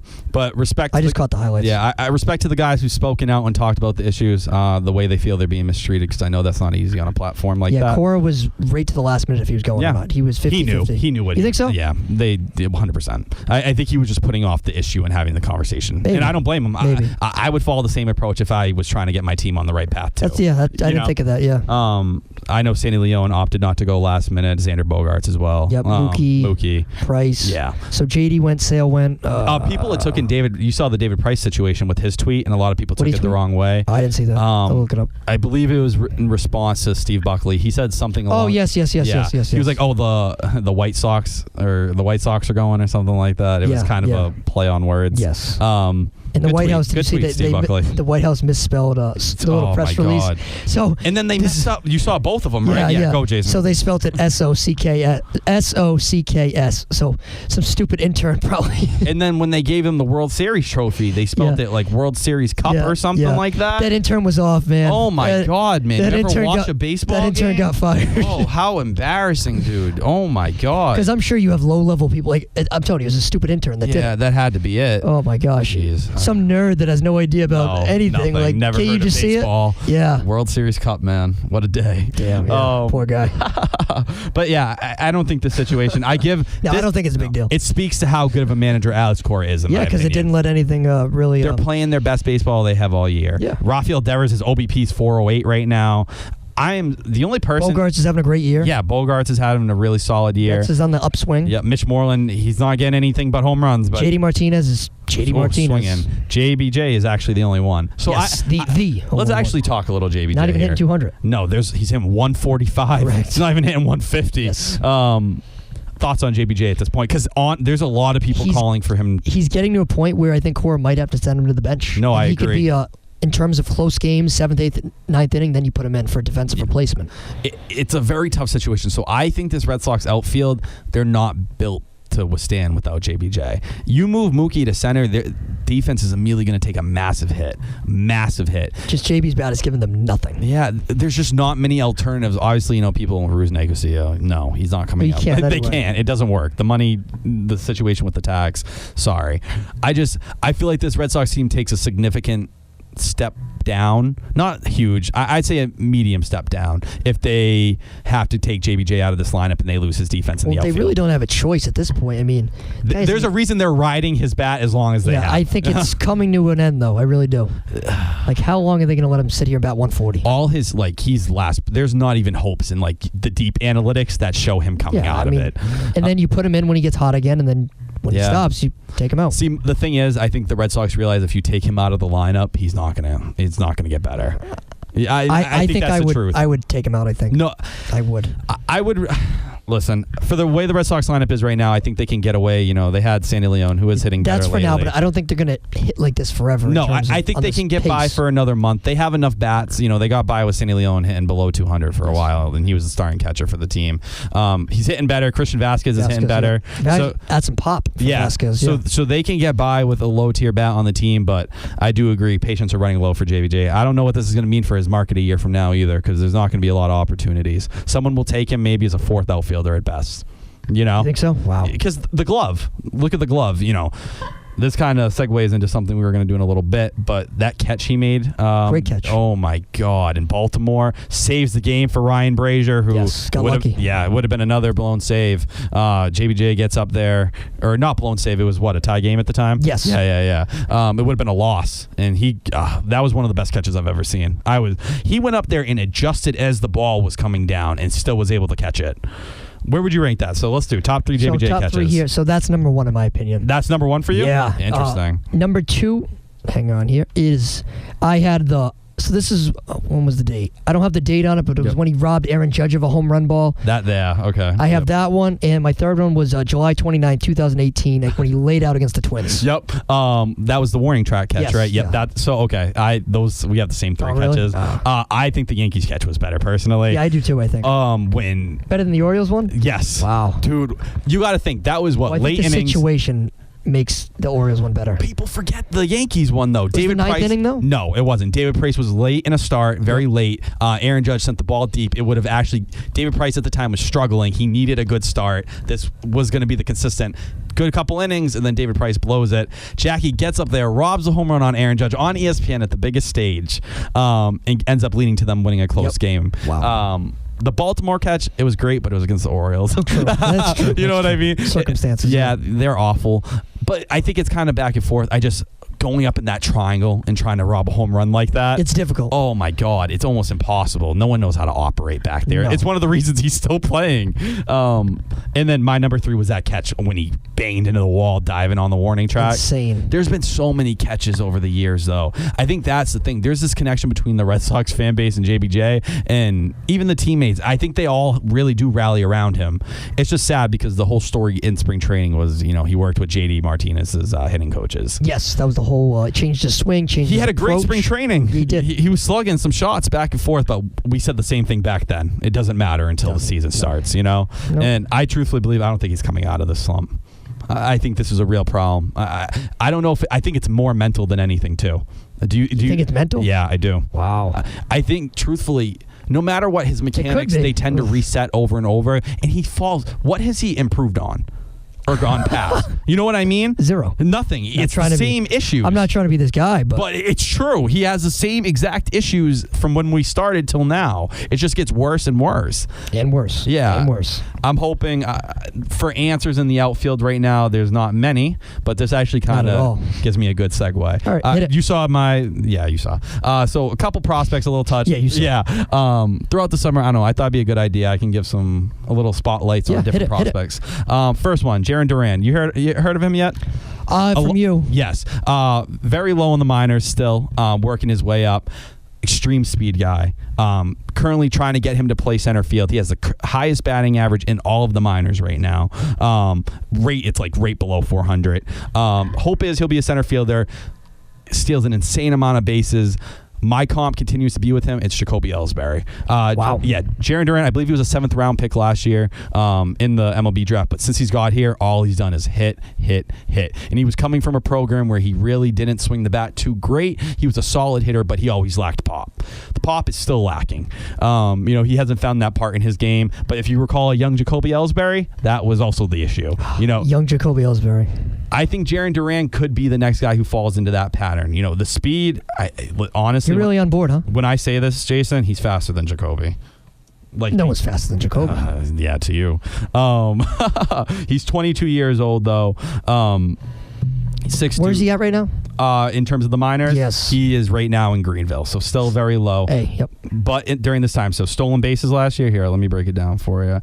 He has 12 this year, so he's 12-6, 12 out of 18. Yep. The issue is running the bases is a problem. You know those guys who are fast, but they don't know how to steal bases? Running the bases is a problem. Yeah, but there's a couple. Yeah, I know what you're talking about. You know what I mean? Yeah, I know. He's unfortunately one of those guys. But he's a kid. He can get out of that. Exactly. If you know what I mean. Scouting report here I'm looking at right now, plus speed. You don't find that too often. But for a guy to have a strong hit tool and the ability to run, with the ability to be a center fielder, he could be that piece maybe in a couple of years that fills that hole that's likely going to happen in the outfield. So I'm very high on Jarren Duran. I think he's going to continue to surge in the Red Sox system. And slowly but surely, right now he is ranked Number 9 in the system. Yeah, he's moved up So is quite the Red a bit. Sox system He's up to Salem Has actually the system now. in general taken any steam, or is it kind of just still? No, they have. Yeah. The system's actually making quite a few jumps. They break the teens yet?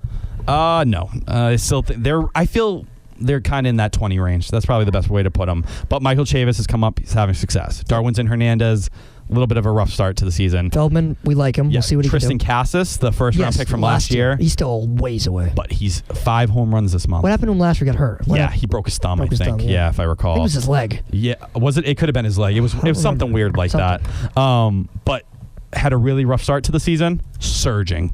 I truthfully believe Cassis, he'll probably be up by 21, 22. I think he's going to be one of those guys that soars through the minors. What year are we in? That's 3 years? Yeah.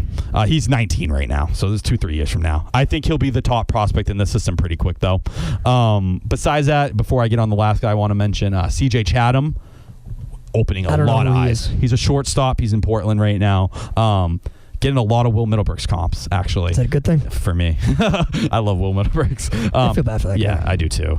He's hitting 320 with 371 OBP, but he has no power, but he's a good shortstop. Yeah, you're right. It was his right thumb. Right thumb? Yeah. There's a lot of names coming up in the next few years that people can get excited about. Tanner Howick, who... I've been hearing that for a while now. He's one that's probably on the brink, right? Yeah, he's had some moments where he's looked really great. He's no longer making the changes the Red Sox system gave him when it came to starting, so he's back to the kind of 2-pitch mix he had coming out of college. Then you have Durbin Feltman, whose ERA is 8.25 right now. Rough. What was it again? 8.25. Ooh. Yeah, I told you there was a bump. What's the FIP, though? The FIP? I don't have the I'm FIP. just kidding. I know you didn't have the FIP. Honestly, the FIP would be pretty bad, too. I'm not going to lie. I can tell you. But even guys down, Mike Shawarren's probably the other name people need to keep note of. He has a 2.79 ERA. I think he's going to get a start in the next 2 weeks. But Bobby Delback, that's the last name I wanted to mention. Okay. Listen, everyone was down on Bobby Delback, really down. He is about to explode in a way that a lot of people don't realize. His walk rate has jumped dramatically. He's seen the ball great. He had a 3 home run game the other day. 3 home runs. 3 home runs in one game. You don't hear about that in the minors too much. Hitting 248, 387 with 6 home runs right now. My guess is he's going to be in AAA by the end of the year. Explosion. Wow. I think he's going to probably end the year close to 25 to 30 home runs. I'm really buying big on Bobby Delback. You can see it in the underlying stats. It's just when is it going to happen, you know? Besides that, should we talk biggest surprises of the MLB season so far? Let's do it. All right, Jason, what are your biggest ones? Okay, so mine is, in terms of a team perspective, Minnesota Twins. Yeah, I agree. 25 Best record in 14. baseball. Yep. Leading the division over there in the Central. They're my biggest surprise. Yeah. My other would be Cody Bellinger, emerging into the star that a lot of people, he had a really down year last year. He hit 260, took a step back. People had kind of cooled off. This year, he's playing with an injured shoulder, by the way, has emerged as one of the best hitters in the entire game. That's extremely rare. You don't see that happen too much.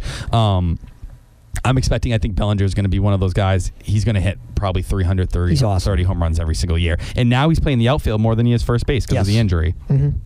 All right, what do you got next, Jay? You got anything else? For biggest surprise, Yeah. Tampa Bay. Yeah, me too. I think they're about to take a serious hit. You consider hit. them a surprise? I thought they'd be good. I didn't think they'd be this good. That's true. Tyler Glasnow, who has become the ace of that staff, has a forearm strain. Does he? Oh, that's elbow issues. He actually struck a guy out, I believe, and then he motioned to the dugout. No one knows yet. Just a forearm strain. I'm not feeling good on it though, and I don't think this Rays team has the depth to really get by. Morton's there, and Charlie Morton.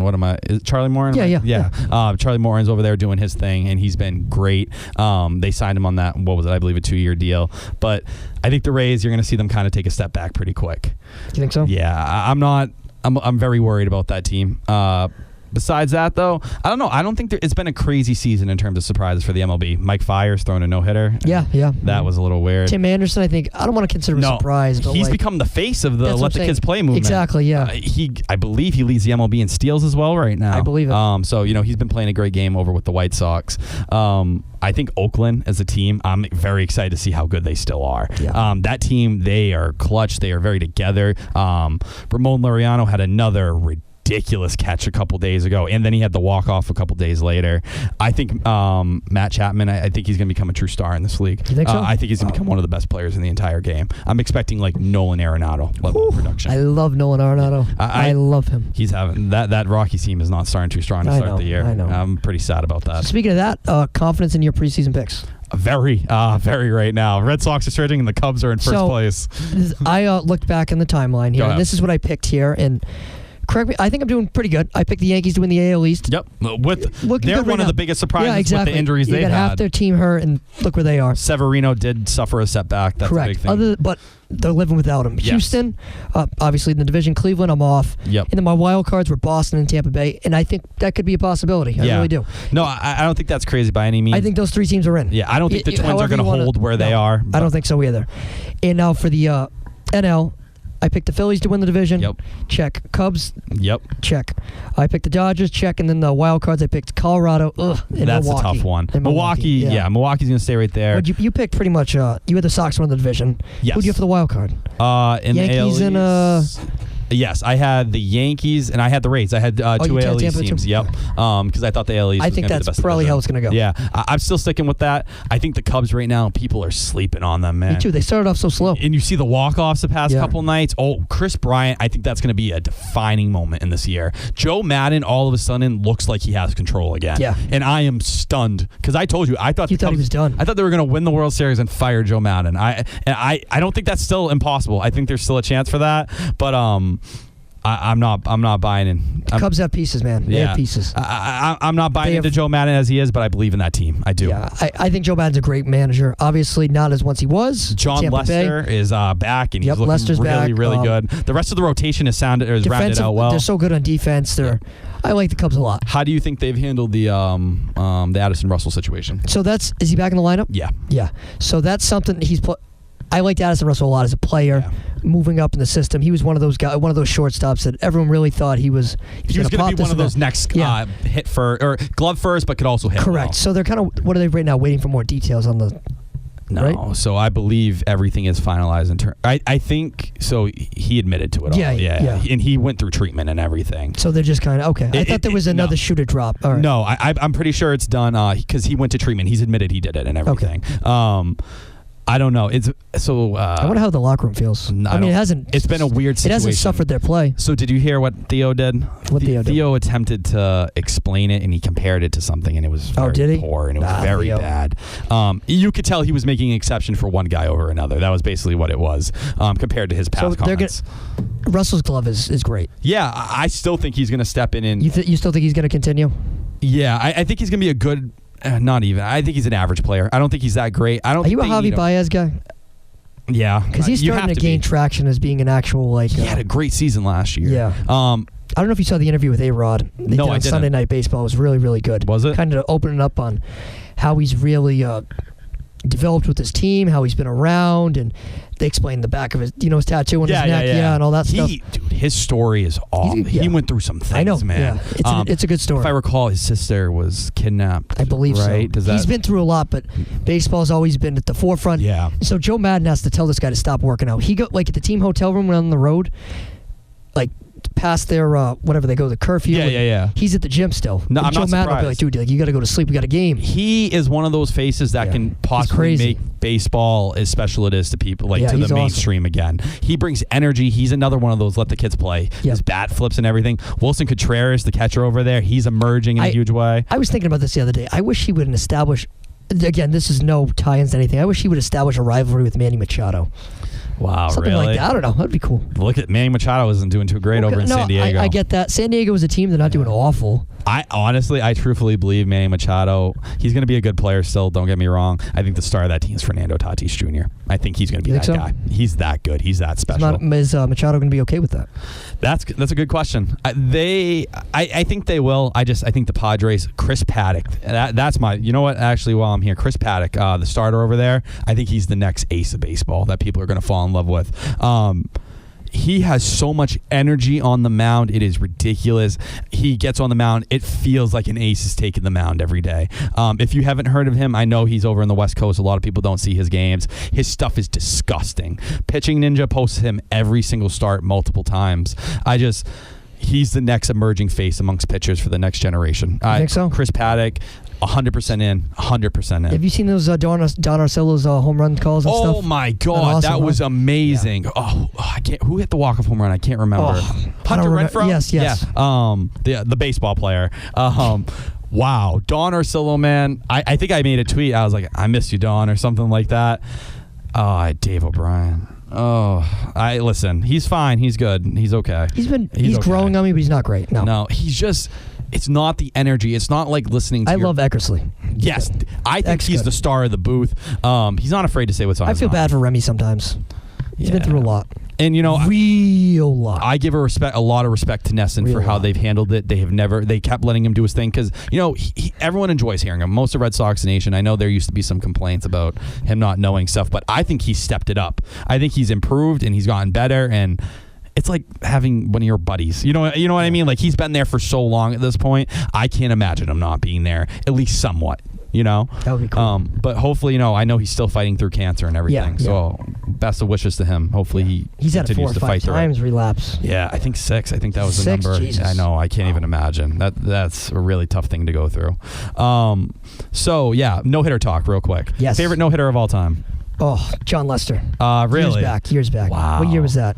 2008 against the Kansas City Royals. That was after he had cancer too, right? Yeah. Yes. Yeah. So John Lester. He had come back in 2007, right? He won the Game 4 of the World Series. He pitched it. And then he came back and threw a no-hitter the next year. My favorite no-hitter of all time. Oh, remember the Matt Cain no-hitter? Do you remember that ridiculous catch in the outfield?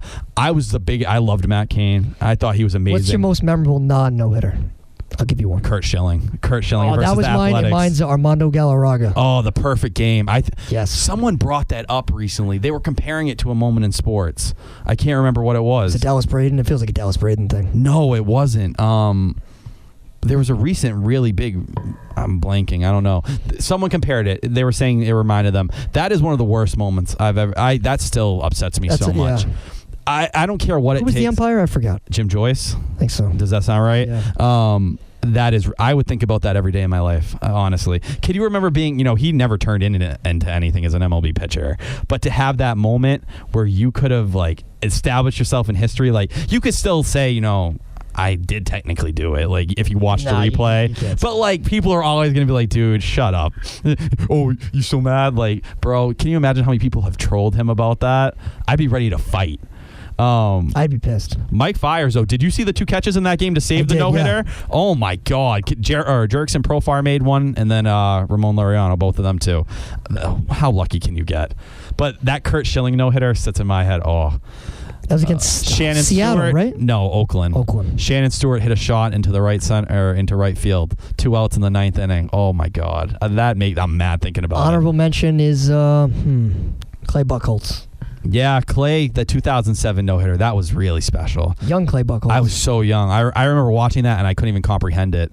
My other favorite would be... is the no-hitter still special to you? Yes, it is. I feel like it's kind of dropped in value because it happens so often. There was a couple years where it was like that, where it kept happening. That's what I'm saying. You remember Philip Humber threw one? I was like, what are you... And it's always these guys that no one really...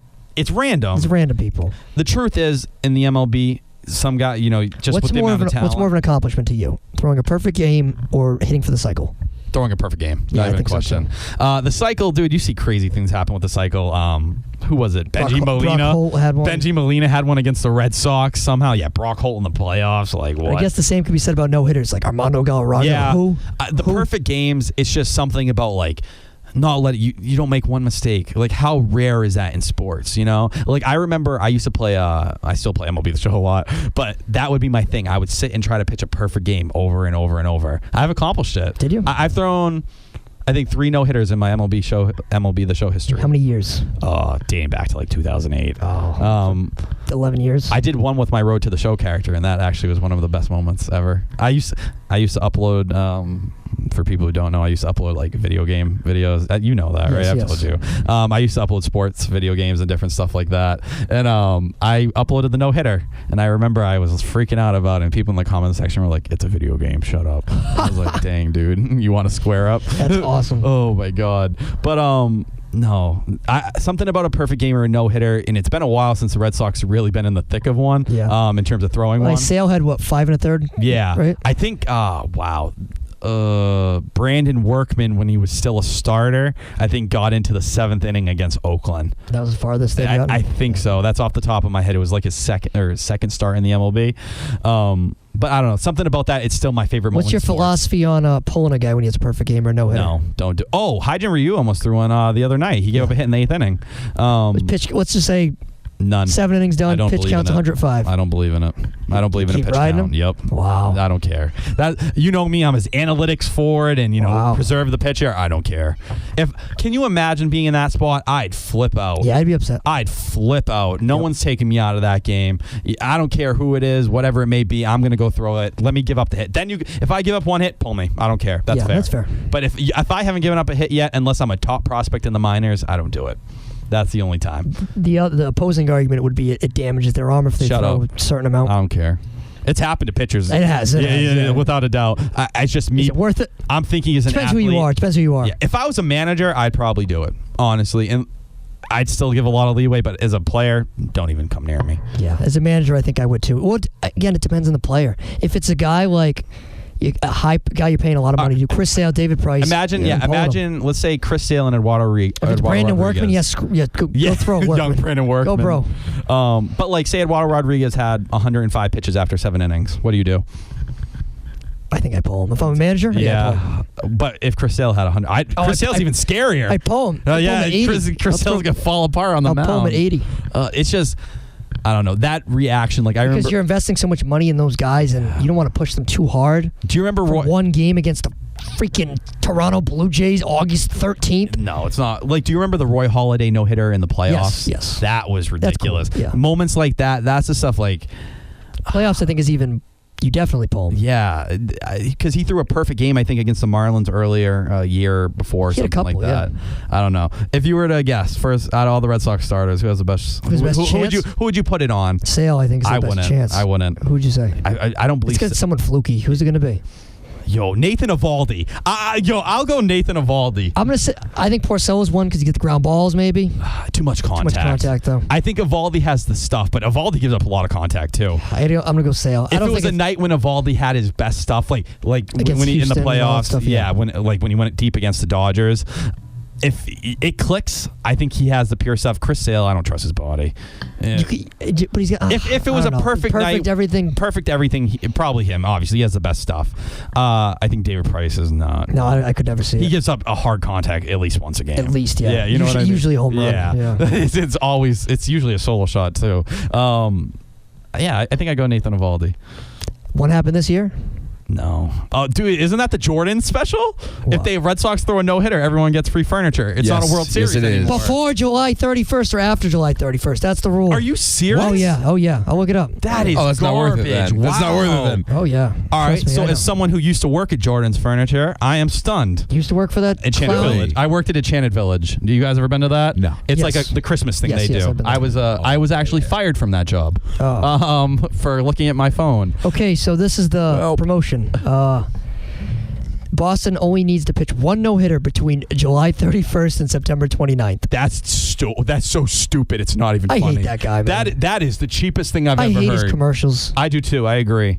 All right, I'm going to spill a little tea here. So wait, it's just 2 months. Yeah, I know. Yeah, it's not even a full year. So stupid. You know why? It's because 2004 they screwed up and they said if the Red Sox come back against the Yankees, everyone gets free crap. And they freaking came back. Yeah, everyone got screwed. Oh my God. So yes, they do not want everyone to get free furniture. That's the whole. When was the last year they stopped doing the World Series? Oh, it was after 2007, I think. It was because it happened twice. Yeah. I think they got screwed twice, and then they were just like, nah. "Oh wait, they're good now." Like, I don't think it happened in 2013. And then it was like, you need to hit a home run in this circle right here. Yeah. And David Ortiz missed it by like an inch, and they were like, "I'm pretty sure they took it down later in the year." Yes. What? No, but Elliot, I met Elliot, the guy. I've seen Elliot. Yes, I shook his hand. He showed me his Red Sox rings.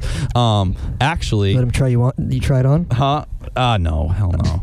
They're like terrified of him. All right, I got the promotional list with it, but you can keep going. No, they're like completely terrified of this man. Sure. Like he screams at them to turn the music up because his hearing's really bad, and they just pretend. Like he kind of just wanders around the store. That's all they really do with him. He's not doing anything. He's just like, "Hey, I'm Elliot," and you're like, "Hey, man, what's poppin'?" But go ahead, Jason. So in 2007, as a promotion, Jordan's offered full rebates on a certain pieces of furniture brought between March 7th and April 16th, provided the Red Sox won the World Series. So it was 2007. And that was the last year? So I'm going to keep going. 2008. The next promotion was Instead of winning the World Series, they would have to sweep, winning 4 games in a row. So there was no winners. What? Dude. Sweet what? Any series or No, the sweep the World Series. Oh, give me a break. 2009, they didn't do it. Give me a break. 2010 to 2012, getting furniture for free if a Red Sox player hit a dinner-sized plate baseball in the sign in the outfield. That was the one that David Ortiz almost hit. Then 2011, about 2013 if someone threw a perfect game. Oh my God, That's so that garbage. is- And then they've been on this. Then 2014 was. I'm more. Then they went back to the plate, Wow. and now they've been just with the no hitter. Yeah, you know what? Jeez. Shout out Bob's Furniture, right? That's a place. Oh my gosh. No, definitely not. Yeah, I don't know. Elliot, not a fan, man. That come on, at least make it interesting. You know what I mean? Like you're telling me 2 months, that's all I have out of a 6-month season. Well, they've lost so much money on it. Yeah. That's what I'm saying. You gotta That have must be insurance for that, terrifying. right? They, Like, you have to. Well, be. you know, I bet you 2007 they didn't. I'm sure. Ooh, Well, maybe. I'm sure. Maybe that's what. Yeah. I mean, that team They'd was probably great. keep doing it if there was an insurance. That team was great Yeah. in 2007. Everyone thought they were going to be great, but I don't know. Wow. Hey, shout out. Hey, at least people came out of it on a good way. I think my favorite is the dinner-sized plate one. That's my favorite. They took it I'm down. scared of that one, man. Honestly. Yeah. Oh. You know if what I you were do? Jordans, I'd hire some guy and be like, "Yeah, move it to the left. Yeah. The ball's coming. move it, bro. You got to move it." You got to put that like in center field. Like if you're looking at from the plate out, right, dead center, right at the end of the monster there. That's got to be They like. put it like in the triangle. Yeah, I know. So it was It's- like, it's nearly It was impossible. like It's you nearly had to impossible. get so lucky. It was ridiculous. Yes. It was like first row of seats Yes. right in the triangle. Yeah, it was crazy. So stupid. You don't want to get free couches, Gosh. man. Because they have to have stuff like this because I think they have some money with the Red Sox. Yeah, they're there's tied in a somewhat. connection wow. because they're obviously a sponsor if their Yes. stuff's Yeah. there, you know. Sponsor for 98.5 too. Oh, boom. Jordan was at what's his name? Elliot. Elliot Yes. was there. Just a little I shout saw him out to there. Jason Pombo, who just finished his internship at Yes, with 98.5. with Zoak and Bertrand. He Yes. killed it there. He Thank won't you. admit it himself, but he, representing Curry and Pombo Milliken quite Yes, well. Thank you. We're Thank you. thankful, bro. Oh, yeah. Thank you. Let's take a little break here. When we come back, we'll touch on a little NFL stuff, and then we got some questions going, so you're not going to want to go Jordan's anywhere. Furniture. Thank you for listening to Pombo and Milliken on YouTube. Don't forget, every episode airs live on the WMLN app. Just search WMLN in your Apple or Google Play Store. Okay, so we got so into our Jordan's Furniture talk and everything going on, no-hitter Yes. talk, that we had a Patriots draft recap planned for just about the last hour of the show. We obviously don't have enough time for We it. do want to thank everybody that listened to the show. Yes. The draft show. It was I think it was our best one. I think it was better than the year I before. agree. It was really fun too. Yeah, I Yeah. think we had a good time. We kept all the way through, Matt Burnett's final appearance. It was a lot of fun. We enjoyed it. Tears. R.I.P. No, he's not actually dead. He's just graduated. Real quick, though, I know we're going to go into draft stuff next week. Did you hear Aaron Montero? You probably didn't. He's from Brockton. I went to high school with him. I saw that on the script. I don't know Yes. who he is. Aaron Montero. He was an offensive lineman. He played at Brockton High. My boy, one of my best friends in the entire world, Brian Coco, played him? on the same offensive line as him. They all, we weren't friends, but I knew of him. Friend of a friend. Yes, exactly. He got signed to be an undrafted. He was an undrafted signing out of the draft for Miami, Where do you go to school? BC. Oh. Yeah, left tackle at BC this year, starting left Is he tackle. going to make the team? I don't know. He's 6'7". He's a big kid, man. He's one of the nicest kids in the world. Like he used to do like a whole bunch of stuff at Brockton High that like charity and helping out with different stuff like that. And a lot of people weren't involved in those things. And I just saw it and I wasn't a friend of him, but it's cool. Yeah, it's cool. Brockton's building a reputation, man. Al Lewis You Jean. got other athletes, or is it just? Rocky Marciano. Boom. Oh, all right. Dude, come on. From Brockton. We have a statue of him at BHS. What's BH? Oh, Brockton. Brockton High School, man. Brockton Boxers. We are a big school, and people, they sleep on us sometimes, but we are producing some talent. They could have had another athlete, become a professional baseball player, but unfortunately, he didn't. Who knows what might happen later I don't know on. what his name is. But no, there's a lot of good athletes that come out of that high school. A lot of people sleep on them. But besides that, so our draft talk, everything we're going to go in next week. We'll talk Patriots draft picks, some of our favorites around the league, and a little into what's happened at rookie camp. Yep. But for now, let's talk about the two big signings of the week for New England. Dontrell Inman. We'll start with that one Yes. first. So he is a receiver, 6'3" from Indianapolis. He had 28 catches last year. 30 years old. He was, I think, the fourth receiver in Indy last year. Not a bad signing here. Low risk. see if he can make the team. He's a bigger body, 6'3", so I guess it's going to be a wait-and-see kind of thing. He joined in the middle of last year, and he caught 28 passes for 304 yards and the 3 touchdowns. So, he didn't have a full sample size either. I think it's just showing a change in philosophy for the Patriots. They want these big receivers. They want big body guys. He plays slot. That's kind of his primary spot. So similar maybe to a Jordan Matthews from a year ago. But I think it's a solid signing. I think this is a guy that could realistically stick because the Patriots had to make a roster move to bring him in. Yes. Bruce Ellington, your boy. Yes, he has no hamstrings. He is no longer with the team, unfortunately. My heart. Yes. But yeah, I don't know. I think it's a fun signing, but nothing set in stone, obviously, till the season starts. Yep, so the Patriots are in a wait-and-see moment, getting all their rookies in Foxborough, getting everything ready for minicamp and all that kind of stuff, OTAs. Yep. On the other side of things, we had a former Patriot return, Benjamin Watson, signing with the Patriots. 38-year-old Benjamin Button. Yes. Not a ton to say. He'll come. He'll block. He'll do his thing here. He'll be more of a veteran presence than anything. It wasn't a bad signing. I tweeted this immediately when I saw that Ben Watson was coming back. Yeah, the Patriots. It was easy to put together. We mentioned it on the show that I think we did too. Yeah, we called it. I like him. I really like Austin Seferian-Jenkins too being here, so I'm hoping someone like Benjamin Watson could be a good I think they really like mentor. that other tight end they have, Steven Anderson. Yeah, They I've really heard like that too, him. yeah. But yeah, I'm excited. It's nice to see a familiar face here. I know that probably makes Tom pretty happy too. Yeah, of course. Him and Brady have a very close relationship. Yep. Other thing, we got a couple things actually. Seahawks saying goodbye to Cam Chancellor and Doug Baldwin. Yep. Doug Baldwin announced his retirement on Twitter last night. Failed his physical, and Cam Chancellor has been already gone for a grip. Yeah. And Earl Thomas is no longer with the team, and neither is Richard Sherman, so the Legion of Boom is officially gone. It's crazy. Just overall, I don't know. You see how quickly a dynasty can kind of fall apart and move on. I mean, that's the dynasty that didn't happen, that could have and should have happened. Yeah, exactly. The interception by Malcolm Butler really derailed the whole process. They just came off of winning a Super Bowl the year before, and that team really had no signs of slowing down. Exactly. They should have won that Super Bowl, but they didn't. No, they were about to go. The run was continuing with and now they're going in with a new core, and yeah. Yeah, and I think there's still a lot of upside. Paying Russell Wilson an obscene amount of money. He deserves it. Ben's got something to say? I was going to say, how many years does Russell Wilson have left? A lot. Think so? Yeah. You think? Yeah, Russell Wilson, I think he's one of the best quarterbacks in the entire NFL. He'd be top 5 to me. I like Wilson a lot.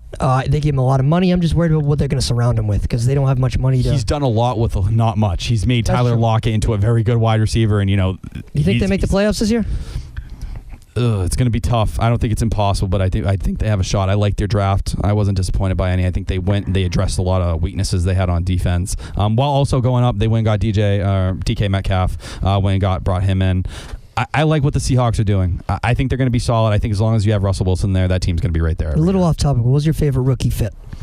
Out of everyone, I would probably say Devin Bush to the Steelers just because of fulfilling the Ryan Shazier. Is that exactly what I have? The hole that Ryan Shazier has left, and shout out to Ryan Shazier. I saw that video of him dancing at his wedding. Yes. That was so cool. Was that his wedding? Or I think, was it his wedding? I don't know. It's at a wedding, whatever it may be. But no, I think Devin Bush with the Steelers. I love Greedy Williams to the Browns. Yep. And Marquise Brown, Hollywood, going to the Ravens. I think that's an amazing fit for Lamar Jackson. Yeah, everything you mentioned, I think, is probably right where it's supposed to be. I kind of like Drew Lock in Denver. Yep. So. A little hint next week, Chase Winovich being here. Woo, I'm excited. Let's play the clip real quick. Oh, did we? I made Ben take it off. I'm so sorry, buddy. All right, give me 2 seconds. Do it. Do you want to talk the Miami extension real quick, Jay? Yes. So Xavier Howard, the cornerback in Miami, re-upped in Miami for a lot of money. 5 years, 76. Correct. Yep. I think it was like 59 guaranteed. Yeah. I'm not sure if he's worth that. I agree with you there. But I think it was a Miami's got to spend their money on something. They got to get their fans at least something to... They're trying to build foundation pieces and shape them out. Here we go. All right. We're not going to go too deep into this, but get excited, Patriots fans, because this is what y'all got coming. Came in here, I openly, in the public, called it a revenge tour, called them out, said they were next. We came in here, slashed their field before the game, and we still came out here and just got after them every single play. Like I said last week, the prior couple weeks were for the boys. This one, just for our season. And we knew that they couldn't hang with us. We did what we had to do. Sometimes your little brother starts acting up, and you just got to put them in place. Like they tried, they gave it their best. It just wasn't enough. Our guys came out on top, and we're just going to continue to work and try to get better and build from here. Very exciting. Yes. How can you not love that attitude? Yes, I like him. He's going to be a player. 100% agree. 100%. That's from Fox Sports, by the way. Yes. Thank you. All right. So, yeah, we talked Howard. Real quick, Odell's fit at Met Gala. Not a fan. Ben Brophy, how do you think of Odell's fit, the one I just showed you? Not a fan. Not a fan. Listen, y'all are haters. no. Odell came out in a very magnificent kilt. I think it was quite creative. You got to wear pants, man. No, You gotta screw wear the pants. pants. Screw You the can pants. You can Screw rock the pants. tank. Screw the I'm suit. fine with the tank Y'all top. have no creativity. I'm fine with the tank top. No creativity. The tank top was creative enough. Who cares about a tank top? I hate You tank don't need the tops. sleeves. He obviously likes tank tops. I don't like tank tops either. No. Oh, Listen, come on. I think Odell went out. He tried something completely different. How's this sitting with the entertainment industry? They're Do you making like fun it? of him. But Naturally. listen, no matter what, when style goes and changes, you have to be the guy. People are going to I'd make like jokes Saquon about Barkley's you. better. Oh, God. Shout out Harry Styles, too, man. He rocked a crazy fit. It was really I fire. didn't see that. Conor McGregor looks better in a kilt. Oh, my God. Fair. We'll see if he ever fights again. We'll see. It's coming. The division's shaping out around him. It's not looking like there's too many opportunities for him. I was going to say, do you think he's going to come back? Yes, I called his unretirement. Yeah. At 2 a.m. he retired. Yeah, I told him tweets. he's done this multiple times. He'll fight again. When? Who knows? He's a headache. But shout out, Nate Diaz is going to be fighting again soon against good. Anthony Pettis. Good, so good. that's It's been a really grip. exciting. But Jay, we got some questions. Yes, we do. First one is from our loyal question giver, Nathaniel Olshan. Shout out intern Nate down in Glastonbury, Connecticut. Down there. Right, Austin Becker? Yeah. We have another resident. So, question from Nate. Will LeBron James request a trade within the 3 remaining years on his contract? If so, where do you think he ends up? I say he does not. No, I agree. I don't think he does. Is there like a 1% chance? Yep. If everything goes to complete disaster and it becomes literal hell, then yes. But otherwise, So he's going back to Cleveland to play with Zion? Wow. That make your head spin? God, yeah, way too much. He's staying in LA. Next question. The Raptors have Kawhi Leonard, Marc Gasol, Kyle Lowry, Serge Ibaka. Are they a legitimate title contender to the Warriors? I say no. No, their bench is awful. They don't have a lot of besides I think Kawhi. Milwaukee's going to beat them in 7. Yeah, So. we've seen how bad the differential is when he's off the court. I think that speaks to what it is. Marc Gasol is not what he once was either. Next question. Will Kawhi Leonard stay in Toronto this offseason? I'm going to say right now, no. Subject to change, maybe. Yeah. I don't really know. Him and Kyrie 60-40. are the total. I have no idea what either of them are thinking. I know what Clay's thinking. I know what Jimmy Butler's thinking. I don't know what they are. Kawhi has a very good job at keeping his camp quiet. That's why there were so many questions with the injury process. I say 60% he leaves, 40% chance he stays right now. But I think the narrative will reshape quite a bit when Milwaukee blows him off the court. All right, next question is from Mr. Matthew Burnett of The Wiggle. What's going to happen to my boy Tyronn Lue? We all know he's an advocate for Tyronn Lue. I think he'll get an opportunity in the next couple of years. Will he stick? Nope. You say no? No. So where do you see a potential landing spot for him in the future? That's tough. Where could he land? I feel like it's a weird combination with I don't know. What do you got in mind? I don't have any off the top of my head. Off the top of my head, I would love to see him in a role kind of competing against LeBron. I would love to see that. I just can't think. I just don't see. Me and you both don't see Tyronn Lue as a great coach. No. So it's pretty hard to see a team like savoring for him because I always feel like there's going to be other options. I don't know if there's another job guaranteed for him. I truthfully don't. I think he may get a small opportunity somewhere, but it will never be what he expects. He'll never get that like headlining deal that people talk about. I don't see it coming. Next question. Who is the best coaching hire in the NBA so far? So it's kind of early in the offseason. Do you think Vogel will remain as the best coaching hire? Any other coaches you potentially like? What do you think of Cleveland's latest hire? I kind of like that guy. Yeah, I think no one really talks about him. He's from Michigan. Yeah, I agree. Went to the Final Four a year or two ago. A lot of people were clowning him because his name hadn't circulated in a lot of NBA conversations. But when you see guys pulled out, he did interview for a job last year, and I can't remember where it was. I was referencing this offseason. He wasn't mentioned in a lot of conversations this offseason. But yeah, no, obviously if Cleveland stepped out and they made that move, I like when, organizations dig a little deep. Maybe that's because of Brad Stevens and I've watched the success so close. But Cleveland has a pretty interesting foundation there. I like them moving forward, truthfully. That's kill me. I gotta look it up.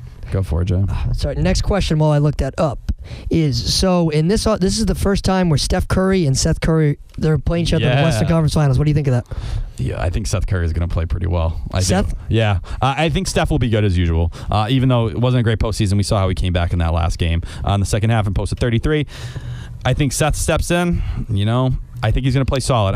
Obviously, his role is very limited over there, but I think you'll probably see like a 15, 20-point game. So he interviewed with the Pistons last year. Pistons, yeah, there we go. Yeah, I remember that. But yeah, I think Seth Curry will have a little fun here. He said he is the better shooter out of Steph. That is from him. This is untrue, but Seth is a damn good shooter, in my opinion. All right, Yes. bro, if you got a question? Yeah, Because that's all I got over here. considering what's gone on this year with the NBA Finals and the Celtics blowing, just blowing. Correct. Compare and contrast last year's team without Hayward, What am I writing an essay without question? Kyrie. Absolutely. Did enough of No, those. either way, compare last year's team, without Kyrie, without Hayward in the playoffs compared to this team. I can Why? sum it up in a sentence. Go for Last it. year's team had heart. This year's team did not. And I have another second sentence. The Eastern Conference was a total cakewalk last year. That is how we compare and contrast. Yes. All right. And a question for you, No, Ben Brophy, I when you think get it's a minute. those two things. Yeah, I You agree. No, that's it. I think Yeah. that, obviously Kawhi coming here, you look at the baby Raptors Giannis last is year. getting better. Giannis has taken a huge step. That whole team grew overall as a core. And the East is going to be good next year, too. Whatever happens with the Knicks, whoever they land, they're going to land someone, whether it's Durant, Kyrie, Kemba, name it. And chemistry is the other thing, along with heart. Indiana will be better because they are going to get, what's his face back? Oladipo. Yep. So, I guess we'll see. Brophy, big hockey guy, Bruins. What do you think? They taking it all? Right now, it's looking like they're the best team. They have the best team probably in the playoffs left, and they got home ice throughout, right? Home ice throughout. Has Tuukka Rask earned your trust? Yes. Yeah. How my can he not? gosh. He's been awesome. No, but heading into that was the narrative. will would they pull him from that? I've always been a fan of Tuukka Rask. My roommate Me Seth, too. we all know He Seth. reminds me of Seth Clay hates- Buchholz. Yeah, that's what Seth thinks. Seth thinks Tuukka Rask is he's gonna crap his pants, crap his diaper. If he gets timeout. on a roll, which he has currently, It's the he is Clay Buchholz currently syndrome. Yes. unreal. And the other thing too is Carolina scared me that the first couple periods so much faster, just outplayed the Bruins, and then the 4 periods after that we've had in these 2 games, absolutely ruined them. Because game 1, Carolina was up until about 4 or 5 minutes left. Yeah, and game it was 1, a hard-fought game. Yeah, he's struggling to get goals. But Carolina's a team they weren't very highly seeded. They had a few upsets. So they came in hot, but their regular season wasn't great.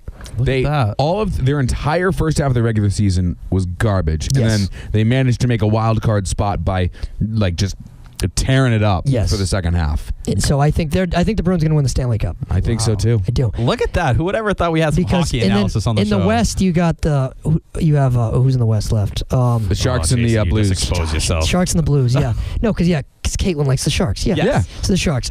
I'd love to see Bruins Sharks just to see Matthew Burnett, who was a Bruins fan, who's now a converted Sharks fan. Oh, really? yes. Wow. So I would that's dirty, love the man. Bruins to beat the Sharks, and then I want to see Matthew Burnett go to the Bruins parade because you Oh, you damn are know well he's going to be there. You are 100% You damn right. well know Matthew Burnett will be there. Oh, Can you and he would be imagine? rocking the Bruins jersey yeah. in it all. That Sedano jersey's going to get dusted off. Oh, it's going to yeah. be I fine. always felt something Can you special imagine? about this team. Oh, yeah, you'll see. Can you imagine a Blues Hurricanes Stanley Cup? The NHL does not want that. No. The NHL is pulling do for not. probably Bruins Sharks. They need the Bruins. Whoever else is a wash, but they need the Bruins. Yep. They need it. Oh, my God. Carolina's a joke hockey market. St. Louis is a joke. Oh. St. Louis is better. Yeah, they need Bruins Sharks, I think. I think so too. The Sharks are they People call it think the Shark California- Tank. That's what they call it. It's cool. that's cool. People think California's not a hockey market. They're wrong. Yeah, it is. It is. The Kings were good a while back. Oh, yeah. Jonathan Quick, the goalie. Yes. Uh-huh. Yeah, Tyler. Gretzky was on the Kings for a while. Yes. So Wayne Gretzky? Wayne, the great one. Wow, that's Wayne. Look at me. I know his. So Bruins going to win the Stanley Cup. We'll see you at the parade. Absolutely. All right, is that it for Pombo Milliken? That is it. All right, everyone. Thank you for tuning in. If you are just tuning in now and you missed this episode, you can catch this episode uploaded probably tomorrow, but within the rest of the week by our producer, Ben Brophy. Thankfully, he takes care of us and makes sure Thank you, we Ben. stay afloat. But yeah, we didn't get to the draft stuff. Next week, you can look forward to that, and we'll have a whole bunch of different NBA stuff to talk. So yeah, we'll see you then. Thanks, everyone, for tuning in. My uncle had magic. Thank you for listening to Pombo and Milliken on YouTube. Don't forget, every episode airs live on the WMLN app. Just search WMLN in your Apple or Google Play Store.